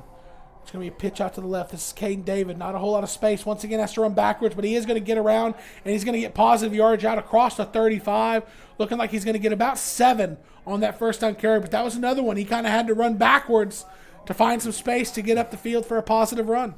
Yeah, it's always dangerous when you've got to go 7 yards back to be able to make a 7-yard positive carry. Chumley not in on the possession. We haven't really tried to run between the tackles as of late, which is a bread and butter for the Bearcat offense this year. Second and short. Let's see if that's what they choose to do here on this second and short. 2 running backs behind Garrett Evans. And it's going to be the extended dive. This time we're going to find some space out across the 45. Bearcat first down. That's an extended dive that has worked well a couple times. Ashton Williamson, good run. Positive yardage for the Bearcats, moving the chains. We got a flag on the far side of the field there, Ron. I'm not sure what that was. Offside on Commerce. Bearcats, doesn't matter. First down anyways for the Bearcats. This Bearcat football team has played with so much effort all year. They've responded in the limited adversity that they have faced this year. They haven't been in a back-and-forth battle like this late in the game. Let's see how they respond with this being one of the first few times. Commerce has been in a few games like this year, most notably with Whitesboro earlier in the year. Jet sweep handoff left to right. Hunter Newman's going to cut it up. He's going to get 50. He's going to stiff arm a man, and that man is going to sling him out of bounds on the other side of the 50, but that's going to set up another second and short. Bearcat staying ahead of the chains, keeping them on schedule. Ball's going to be at the Tiger 46-yard line with the line to gain for the first down being the 44-yard line. Yeah, it was one of the things you talked about in the pregame show there, Ryan, is just staying ahead of the chains on first down and being successful, getting positive carries. It looks like we're going to run this clock out to in the third quarter down 46-41. This will be the first time all year that the Bearcats are going to enter the fourth quarter in a one-possession game, and we're going to bring that to you when we come back from this break. Hi, I'm Greg Pelzel. Here at Pelzel Printing, we do custom embroidery, custom screen printing, and promotional product. You can reach Greg Pelzel at 940-453-5443. Go Bearcats. Are you ready to buy a home? Call Chase Pearson at Supreme Lending. Fast closings, expert advice, and personal service that will make the mortgage process easy. Whether you're buying or refinancing, Chase gets it done. Call him today at 972-559-0952. Looking for a bank that knows your name and your town? Texas Republic Bank in Pilot Point is your local, community-first banking partner. From personal accounts to small business services, we're proud to be locally owned and fiercely independent, just like you. Come see us on Highway 377 or visit TexasRepublicBank.com. Texas Republic Bank. It's banking like it ought to be.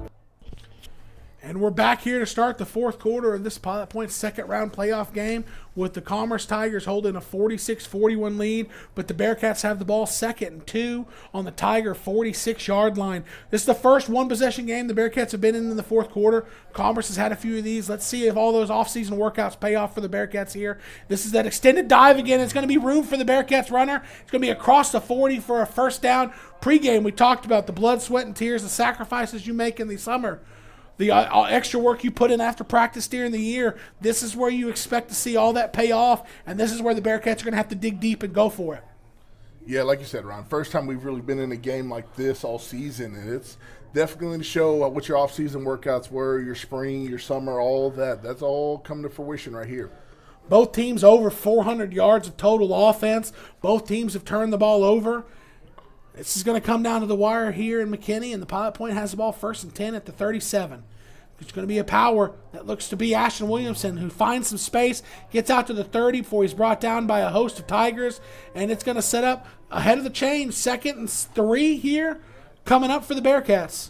This is what you got to see from the offense, though.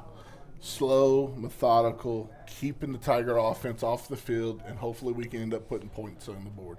I'm more thinking about ahead of the chains, keeping on schedule. 2nd and 3, this Bearcat offense can do anything they want to here. Might be time for that tight end hunt like we talked about earlier. I want to stay in character. That's one thing I think got us earlier was that double pass. Right now, you're stay in your character. bring you what got you here, and that's Caden David once again on this carry out across the 25, giving the Bearcats a first down. I hear what you're saying, and I've been talking about that all year, making the other team respect you in certain aspects, such as, hey, we might throw that on first down. We might bring in the hot. We might do some of these things that you have to respect that aren't necessarily trick plays. But in a 5-point game, when you have over 415 yards of offense and you put 41 points on and you're driving, I want to stay in character. I want to stay to what my strengths are, and that's what the Bearcats seem to be leaning into on this drive. Single back formation, fumbled snap. Can Garrett Evans get back on it? He was able to dive right back on it onto the 25-yard line. Fumbled snap. That was a single back formation with Drevion James in the backfield. Ron, we talked about this earlier in the season and how the Bearcats have so many weapons in the backfield, and it gives the opportunity for your main horses and Chumley and David to stay fresh throughout the season. I think that's going to play a pivotal factor here. Is someone like David, who's not had a ton of carries all season, you can really lean on him in a game like this. 2nd and 10, and this is going to go to Drevion James up the middle. He spins out of the ball's on the ground. Can the Bearcats get on? They do. Drevion James took contact high, tried to spin off of the tackler, and he spun one way and the ball went the other. And that's the second time Drevion James has put the ball on the turf in this ball game. Bearcats lucky. Last 2 plays, fumbled snap that they got on, fumbled carry that they get on. I can't see this ball going to anyone other than Caden David right here on 3rd and 10. I agree with you here, Ryan. Ball's on the right hash. You're really at the edge of Anthony Torres field goal range. Coach Worrell runs up the sideline. I don't know if he's going to try to get a timeout. Nope, they're going to run the play. Pitch right. That's Williamson. Jumps over one man fighting at the 20, and a flag comes out. Coach Worrell saw it. Coach Worrell was the first one pointing at it, and it looks like the referee on that side agreed with him. That's at the tackle. Only a few things it could be. Face mask, if it's on the Tigers, face mask, late hit, something like that. It didn't look like it would be a late hit. It came out. Coach Worrell started pointing way before, as the play was ending, not late. There's a discussion here. We'll see what the calls ends up going to be. This could be a Bearcat first down. Personal foul, face mask on the Tigers. It was a 5 or 6 yard gain on 3rd and 10, but the Bearcats are going to take the penalty yardage from the end, and they're going to have half the distance to the goal, giving the Bearcats a first down, and the ball's going to be marked just inside the 11, outside the 10. It is set up outside the 10, but they have the chain set up like this is a goal-to-go situation. Or are those marked for a 10? I can't quite tell, but it's first down. Bearcats take the snap, and they're going to hand it to Caden David, and the Tigers that is one thing about what the Bearcats are doing, where they're getting to the line of scrimmage really quick and snapping it. Similar cadence almost every time. I think the Tigers late in this game noticed what was coming there, and they got an excellent jump getting right through the line of scrimmage at the snap and making a tackle really for about a half-yard loss. Yeah, they're playing pretty aggressive up front in the D-line for the Tigers. 2 backs behind Garrett Evans. He's going to take the snap, and he's going to hand it to Caden David. Caden David's going to try to get the edge, and he breaks the first tackle, gets inside the 10, but we're going to have 3rd down from about the 8-yard line here for the Bearcats. Another big 3rd down on this drive here, Ryan. A mess of points in the first half, a much slower game in the second half. Both teams starting to tighten up. Both teams starting to feel this pressure. Both teams starting to have to dig deep here. Almost a little more than halfway to go in the 4th quarter of this playoff football game. Bearcats break the huddle. They have one running back behind Garrett Evans. Single back formation. Motion left to right. It's Caden David.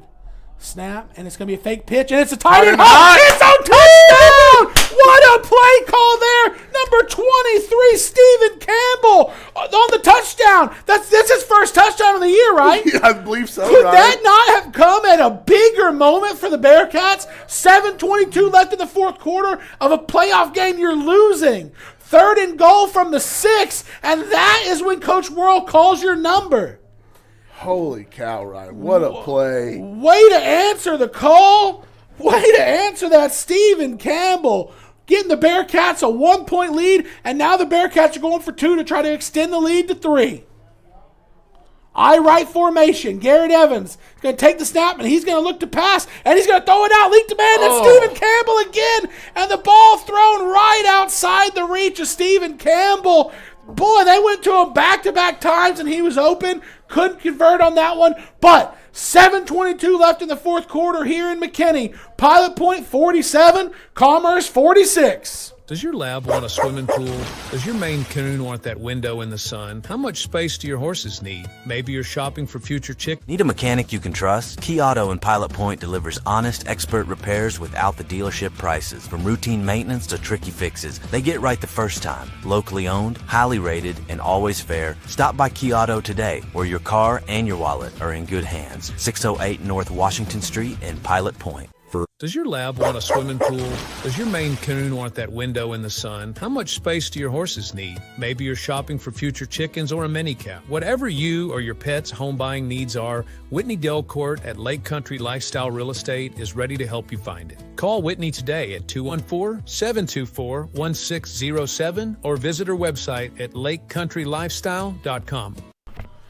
And we're back after the Bearcats take a hard-fought fourth quarter lead back, 47-46, 7:22 left in the fourth quarter. Anthony Torres has the kickoff teed up. And it's a low-line drive, and it's going to roll all the way back inside the 20, picked up at the 15. The coverage team is going to have to make a tackle, and they're going to get there wrapped up and brought them down about the 35. That's number 13, Malik Garcia. The Bearcats have had their issues throughout tonight, something that they haven't had all year, issues with tackling. This is where they got to dig deep and make sure they're finishing every play with the Tiger running back on the ground or the Tiger ball carrier on the ground.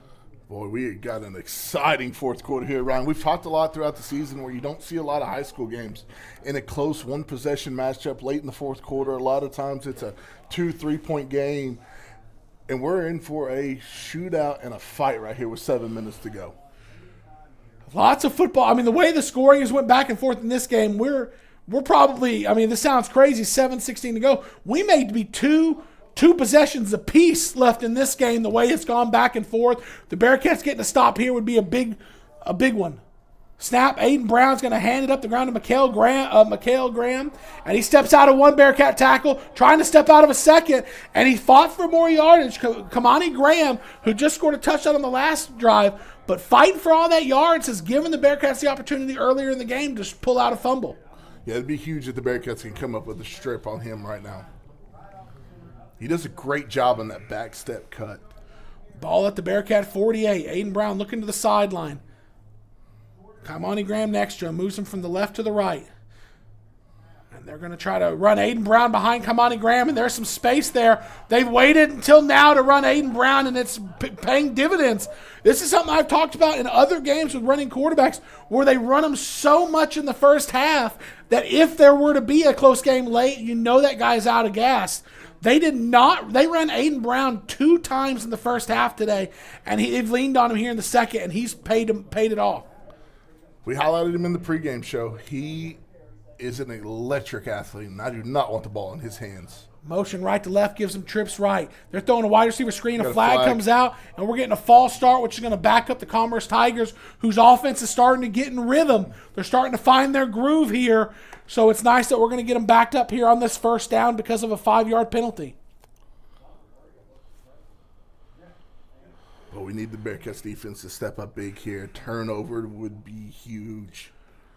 At this point, one mistake by either team could be the difference. Mm-hmm. Both teams have made a couple mistakes. At this point, you know, the game's starting to get tighter. One mistake can really be the difference. Trips right for the Tigers.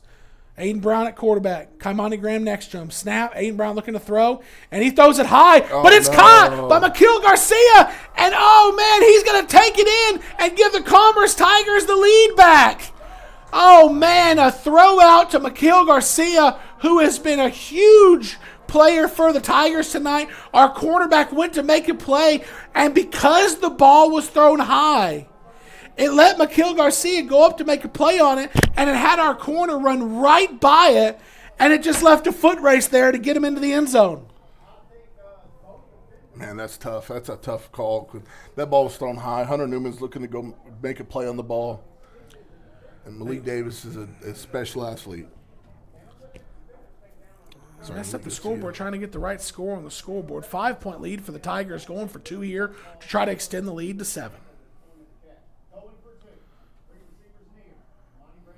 Aiden Brown's going to run to the right side, has lead blockers, and he's going to get in, and it's going to give Commerce a 7-point lead. 6:29 left in the fourth quarter, and the Bearcats offense, when we come back, is going to face their biggest drive of the 2025 season.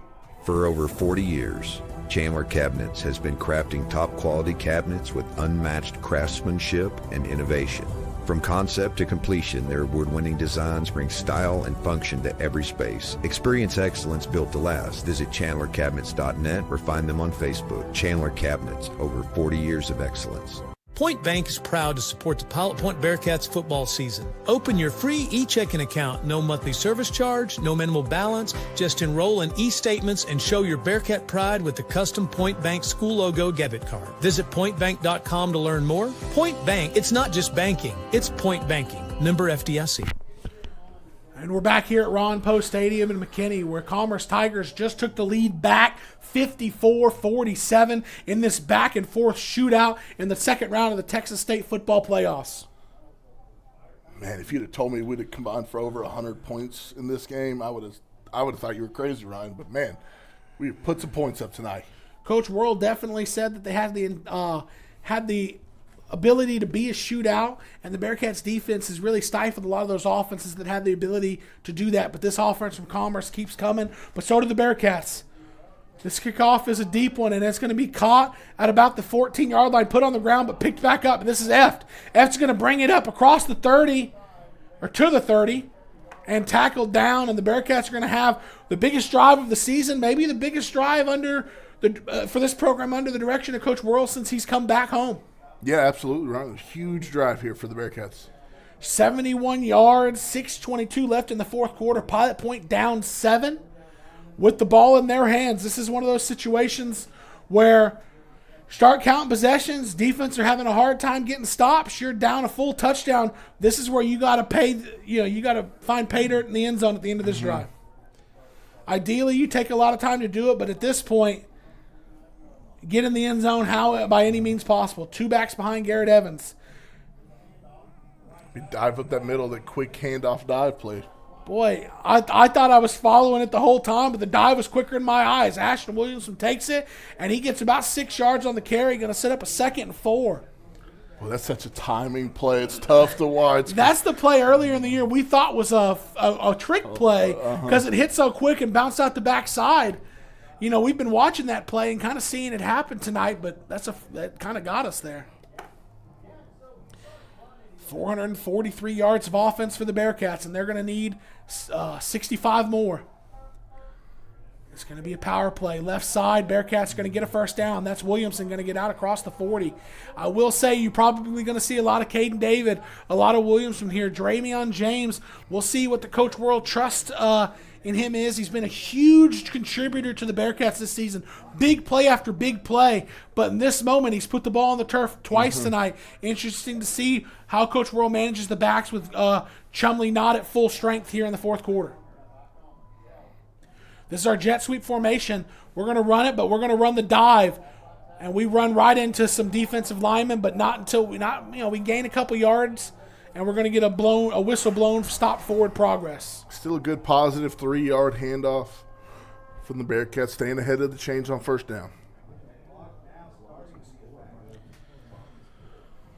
Positive yardage on first down. That's what it's all about. Staying ahead of the chains, not putting yourself in a position where you have to get out of character. I formation for the Bearcats. And it's going to be a power play. Ashton Williamson, he's going to get a carry across the 45, contacted pretty hard at about the 47. Going to set up a 3rd and 4 for the Bearcats. Boy, that's tough. He runs pretty top heavy. Got his chest exposed, and he got popped right there, Ryan. Held on to the football, got right up. We're going to set up a 3rd and 4 here. Under 4.5 minutes to go in the fourth quarter. Some playoff scores around that kind of concern the Bearcats. Pottsboro 42-21 over Malakoff in the fourth, and Grandview over Gladewater 55-42 in the fourth there. But the Bearcats have to take care of business on this drive, and it's going to be a power play right.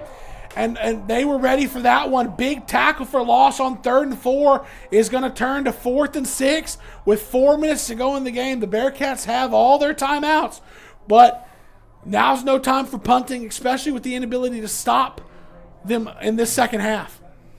Yeah, I do not want to punt this ball and give it back to Aiden Brown's hand with a 7-point lead, Ryan. I want to see the Bearcats go for this. And it looks like that's what we're doing here. You ran your tight end hot on the last drive that got you in the end zone. You ran your 2-point play, and this is big enough that Coach Worrell's going to call a timeout to talk about it. 3:39 left in the fourth quarter. Commerce with a 7-point lead. 4th down when we come back. Hey, Bearcat fans. You're probably asking yourself right now, don't I know that voice? Yes, it's Terry Slay, the voice of the Pilot Point Bearcats, and have been for over 35 years. But more importantly, the Slay family has been serving the communities of Lake Ray Roberts in the funeral business. If you find yourself in need of a funeral home, please call us at Slay Memorial Funeral Center, and we'd be honored to take care of your family. Advanced Care Veterinary Hospital in Pilot Point has served animals in the Pilot Point area for over 30 years. They offer quality, unmatched care for large and small pets, including preventative care, vaccinations, flea, tick, and heartworm prevention. They also provide sick animal care, surgical, and dental needs. Good luck to the Bearcats this season from Advanced Care Veterinary Hospital in Pilot Point, where pets are family. And we're back here, 4th and 6, biggest play of the Bearcats season. Motion, Hunter Newman, fake, we're going to throw the hot, Campbell again! Oh, my goodness! The ball got on Campbell quick! It was a little bit behind him, one hand on it, and he almost brought it in one-handed down the seam, but it just got in such a tough spot on his body. Oh, it was open, Ryan. It was open, and if he catches it, it's a foot race in the end zone. It's the play he scored on, and it's one of those, the ball was put, it's catchable, but it's like not in the best spot. It's right by his head, but not in a spot where he can get both hands on it. Oh, man. What a great call, and just one of those plays that if you end up not being able to come back from that, you're just going to think about. It was so close to popping huge. We're going to have to play some great defense here, Ryan. Pilot Point's going to have to play great defense and tackle. The snap, Kaimani Graham up the middle. Ashton. Graham! Josh Martinez, a lineman, picks it up. He has the ball, and he's tackled at one play. Ashton Williamson comes up from the secondary and puts a huge hit on Kaimani Graham, and the ball comes down, and Josh Martinez, the defensive tackle, is up the field, and he doesn't just fall on it. He picks it up and starts to return it. Oh, my gosh! I love a big man trying to pick the ball up and go score, but on that one, get down, please. I was waiting for a strip. Oh, my gosh, Ryan. We're over here talking about how deep the Bearcats need to dig here to try to force a punt, a turnover on downs, and Ashton Williamson comes from his secondary, his safety spot, and he hits a huge lick on the running back and forces a fumble. First play, we go to Kamen David, and he gets out of a few tackles, lowers his shoulder, and carries a Tiger across midfield into Tiger territory, 2nd down. Here we go, Ryan. 3 minutes to go. Biggest drive of the season right here. Boy, every one of these is just, every play is getting bigger and bigger. 3:04 left in the fourth quarter. Commerce holding a 7-point lead. The Bearcats have the ball on Commerce's side of the 50. I formation, one back behind. Garrett Evans, pitch. Up the middle, is that Drevion James? It is. They go back to him across the 40. He holds on to it, and he keeps going to the 35. 1st down, Bearcats. Boy, way to trust in him, Coach Worrell. He's had some bad fumbles on the game so far. Still leaning on him as your explosive athlete in the backfield. Boy, so we have a down Tiger here. He's on the Tiger sideline. I want to step away. We're going to do one commercial and come back and talk about the final 2:42 left of this game. Pilot Point, your new hangout is here. Moto and Latte, where coffee meets community. From handcrafted espresso to fresh roasted beans, it's the fuel to your road ahead. Come and see us at 110 East Liberty Street in downtown Pilot Point. At Hometown Pharmacy, you'll get expert service and quality healthcare products fast. Our friendly team helps you find right solutions and equipment that fit your lifestyle. Call Hometown Pharmacy today at 940-686-0123. Hometown Pharmacy, where care feels like home.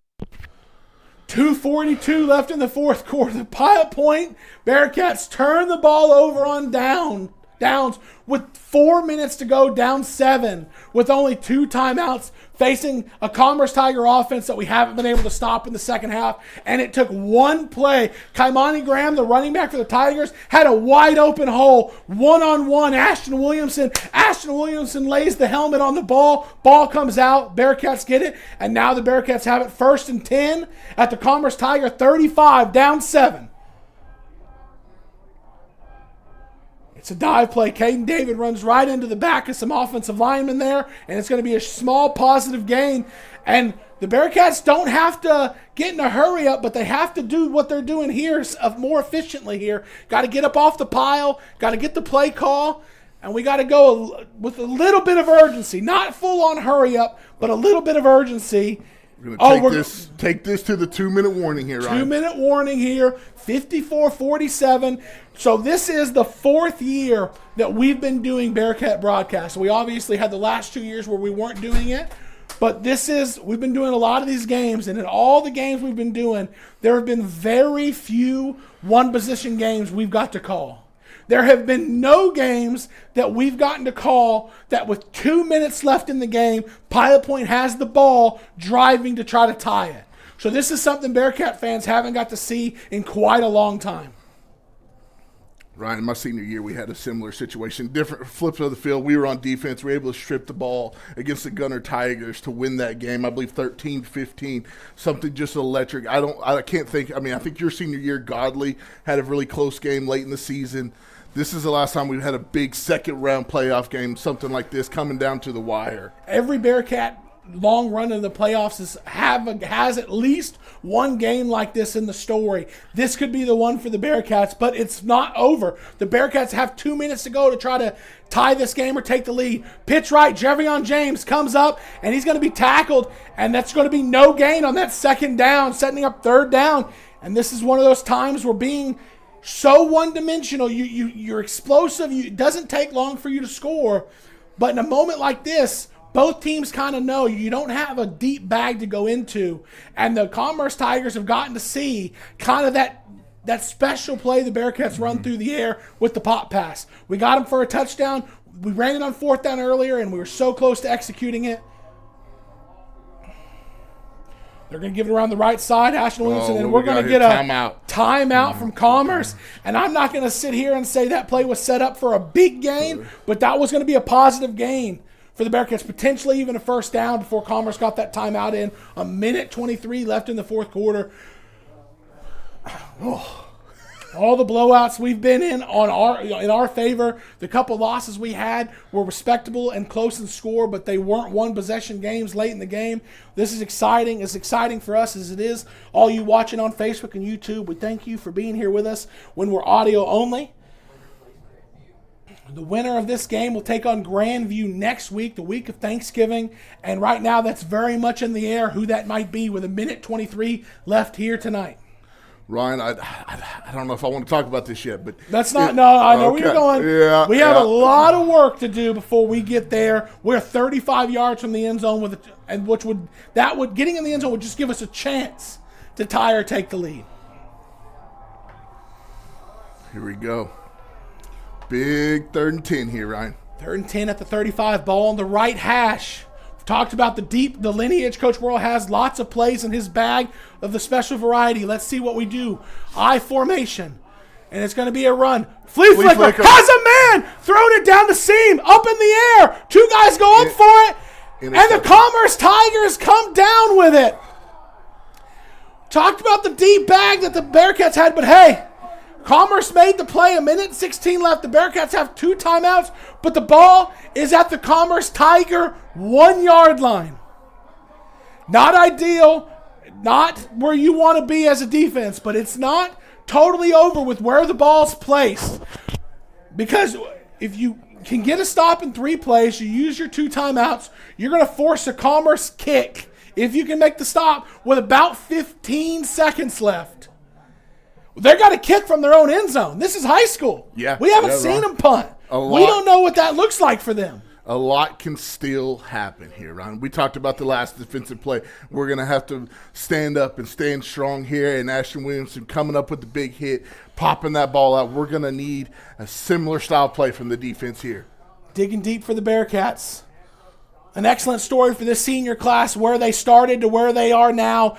And it's going to be a digging deep, see what they can do here. First down snap. It's going to be a run up the middle.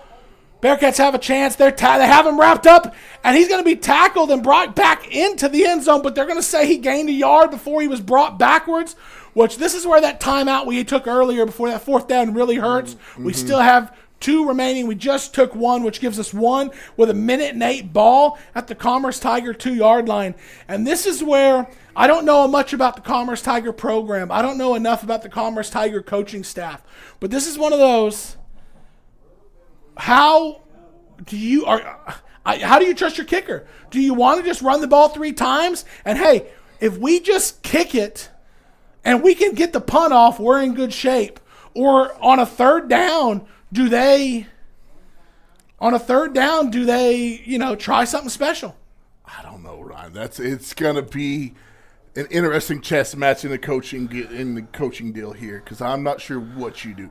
You couldn't do the safety on purpose, because you would take the safety, which would cut your lead from 7 to 5, but you'd still have to punt the ball to the Bearcats. So yeah, you'd give the Bearcats the ball in a bad spot. But if the Bearcats would score, you lose. Mm-hmm.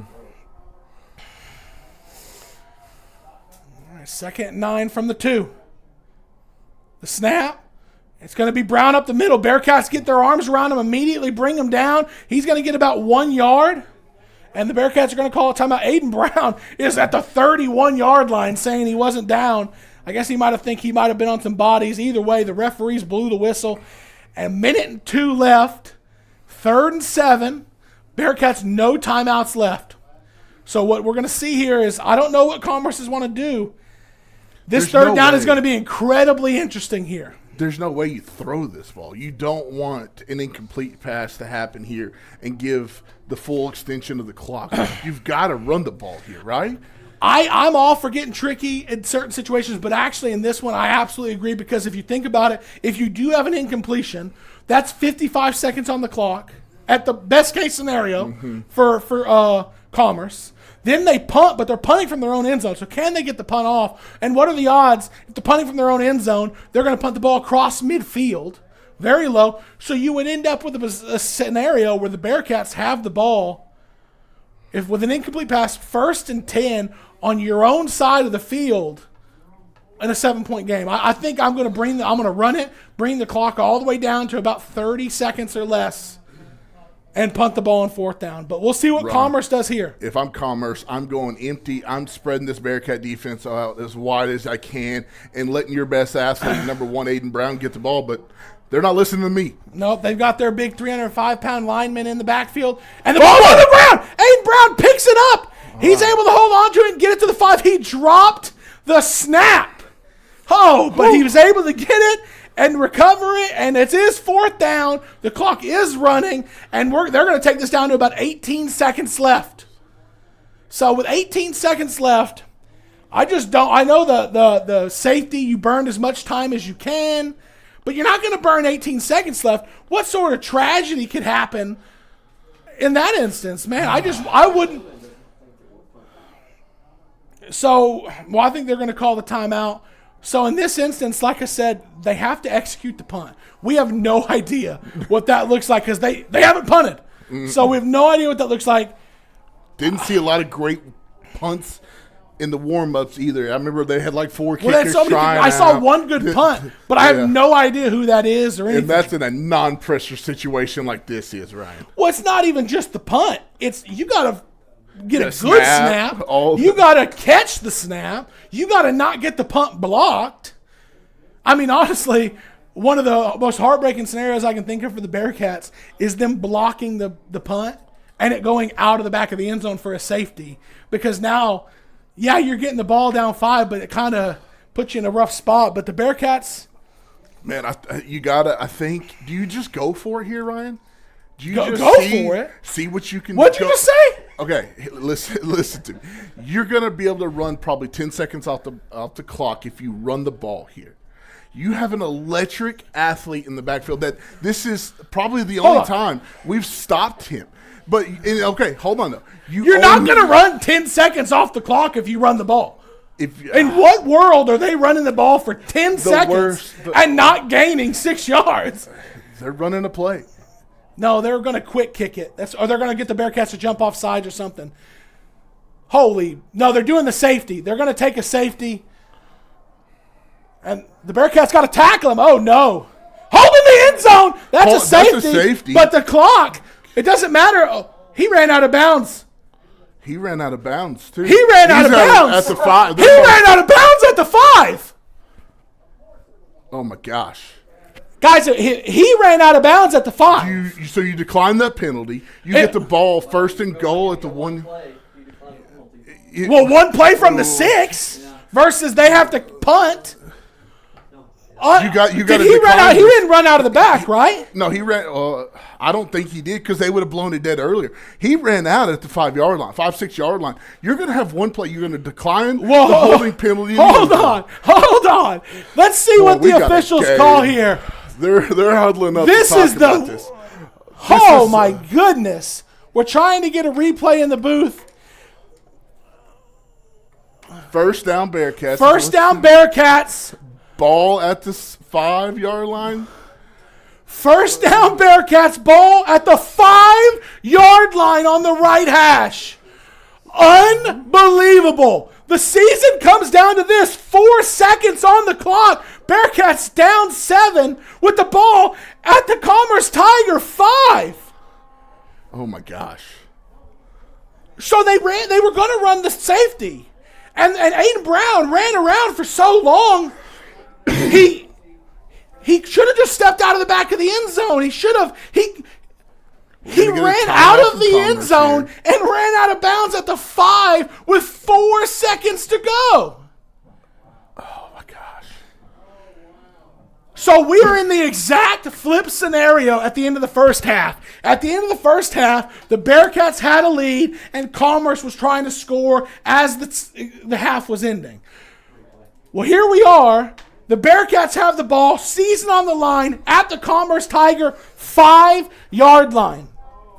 They killed 14 seconds on that run that Nordy called for and run out of bounds at the 5 with 4 seconds to go.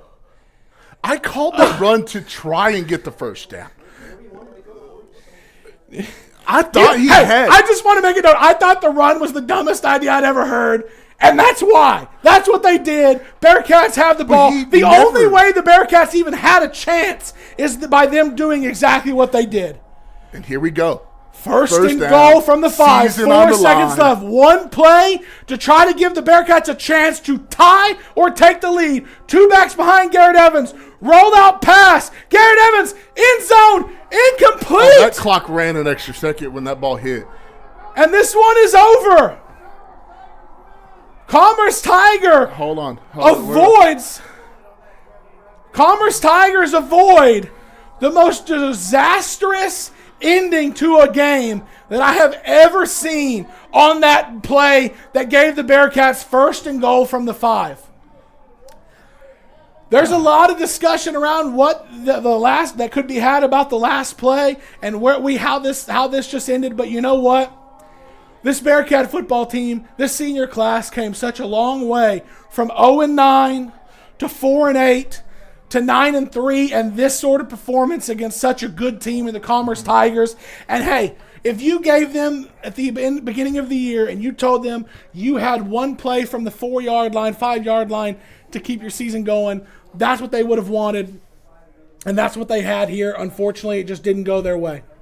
Oh, what a bad break there, Ryan. What a crazy, crazy game.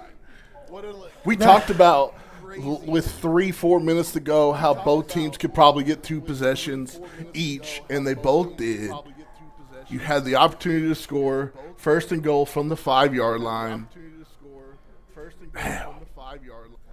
Well, I'm just in absolute, utter shock by how the end of that game unfolded. But what a heck of, I've been asking for this, a game like this for quite a long time, wanting to have the privilege to call it, and they gave us one of the best games I've ever been a part of, ever seen. One of the wildest endings, back and forth, complete chaos there at the end. And and tonight it just didn't go Pilot Point's way at the end. But what a heck of a season. What a heck of a season, Ryan. You are absolutely correct there, Ryan. Man, that's tough. You got to, as a senior, you got to hang your head high.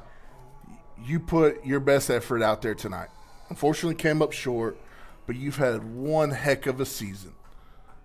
You have nothing, like I said, nothing to hang your head about. What an excellent performance. 47 points, almost 500 yards of offense.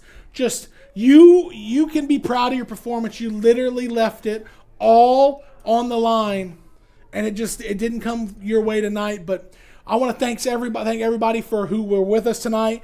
At our peak, we had almost 300 viewers there at the end on an audio only. Thank y'all for being with us tonight. You had other options. It was a pleasure, Nordy and I, getting to bring you this Bearcat season. We're looking forward to next season already. I want to thank Chance Kirby, all the work he does behind the scenes, getting this set up, getting the places early, getting everything set up, making sure we can get in the buildings unharassed, dealing with the no Wi-Fi, broadcasting from the top row of the bleachers, broadcasting from roofs. Nordy and I and him sharing buildings big enough for one medium-sized person, and we're all three in there. Roger Marsh coming to all the games, dedicating his time to video. Jerry Kirby, all the games, stats, all of our sponsors, all of our fans. Couldn't do this without any of you guys. Coach Worrell giving us his time every week, having all the giving us his time, answering all of our questions, trying to teach us how to stop the screen, which I don't think you still understand. All the players putting their hearts and souls into everything they do. All of the people who are with us every Friday, Saturday, Thursday night, wherever we are, you guys are there. Thank you guys, and hopefully we're back next season with you guys. And go Bearcats! Go Bearcats!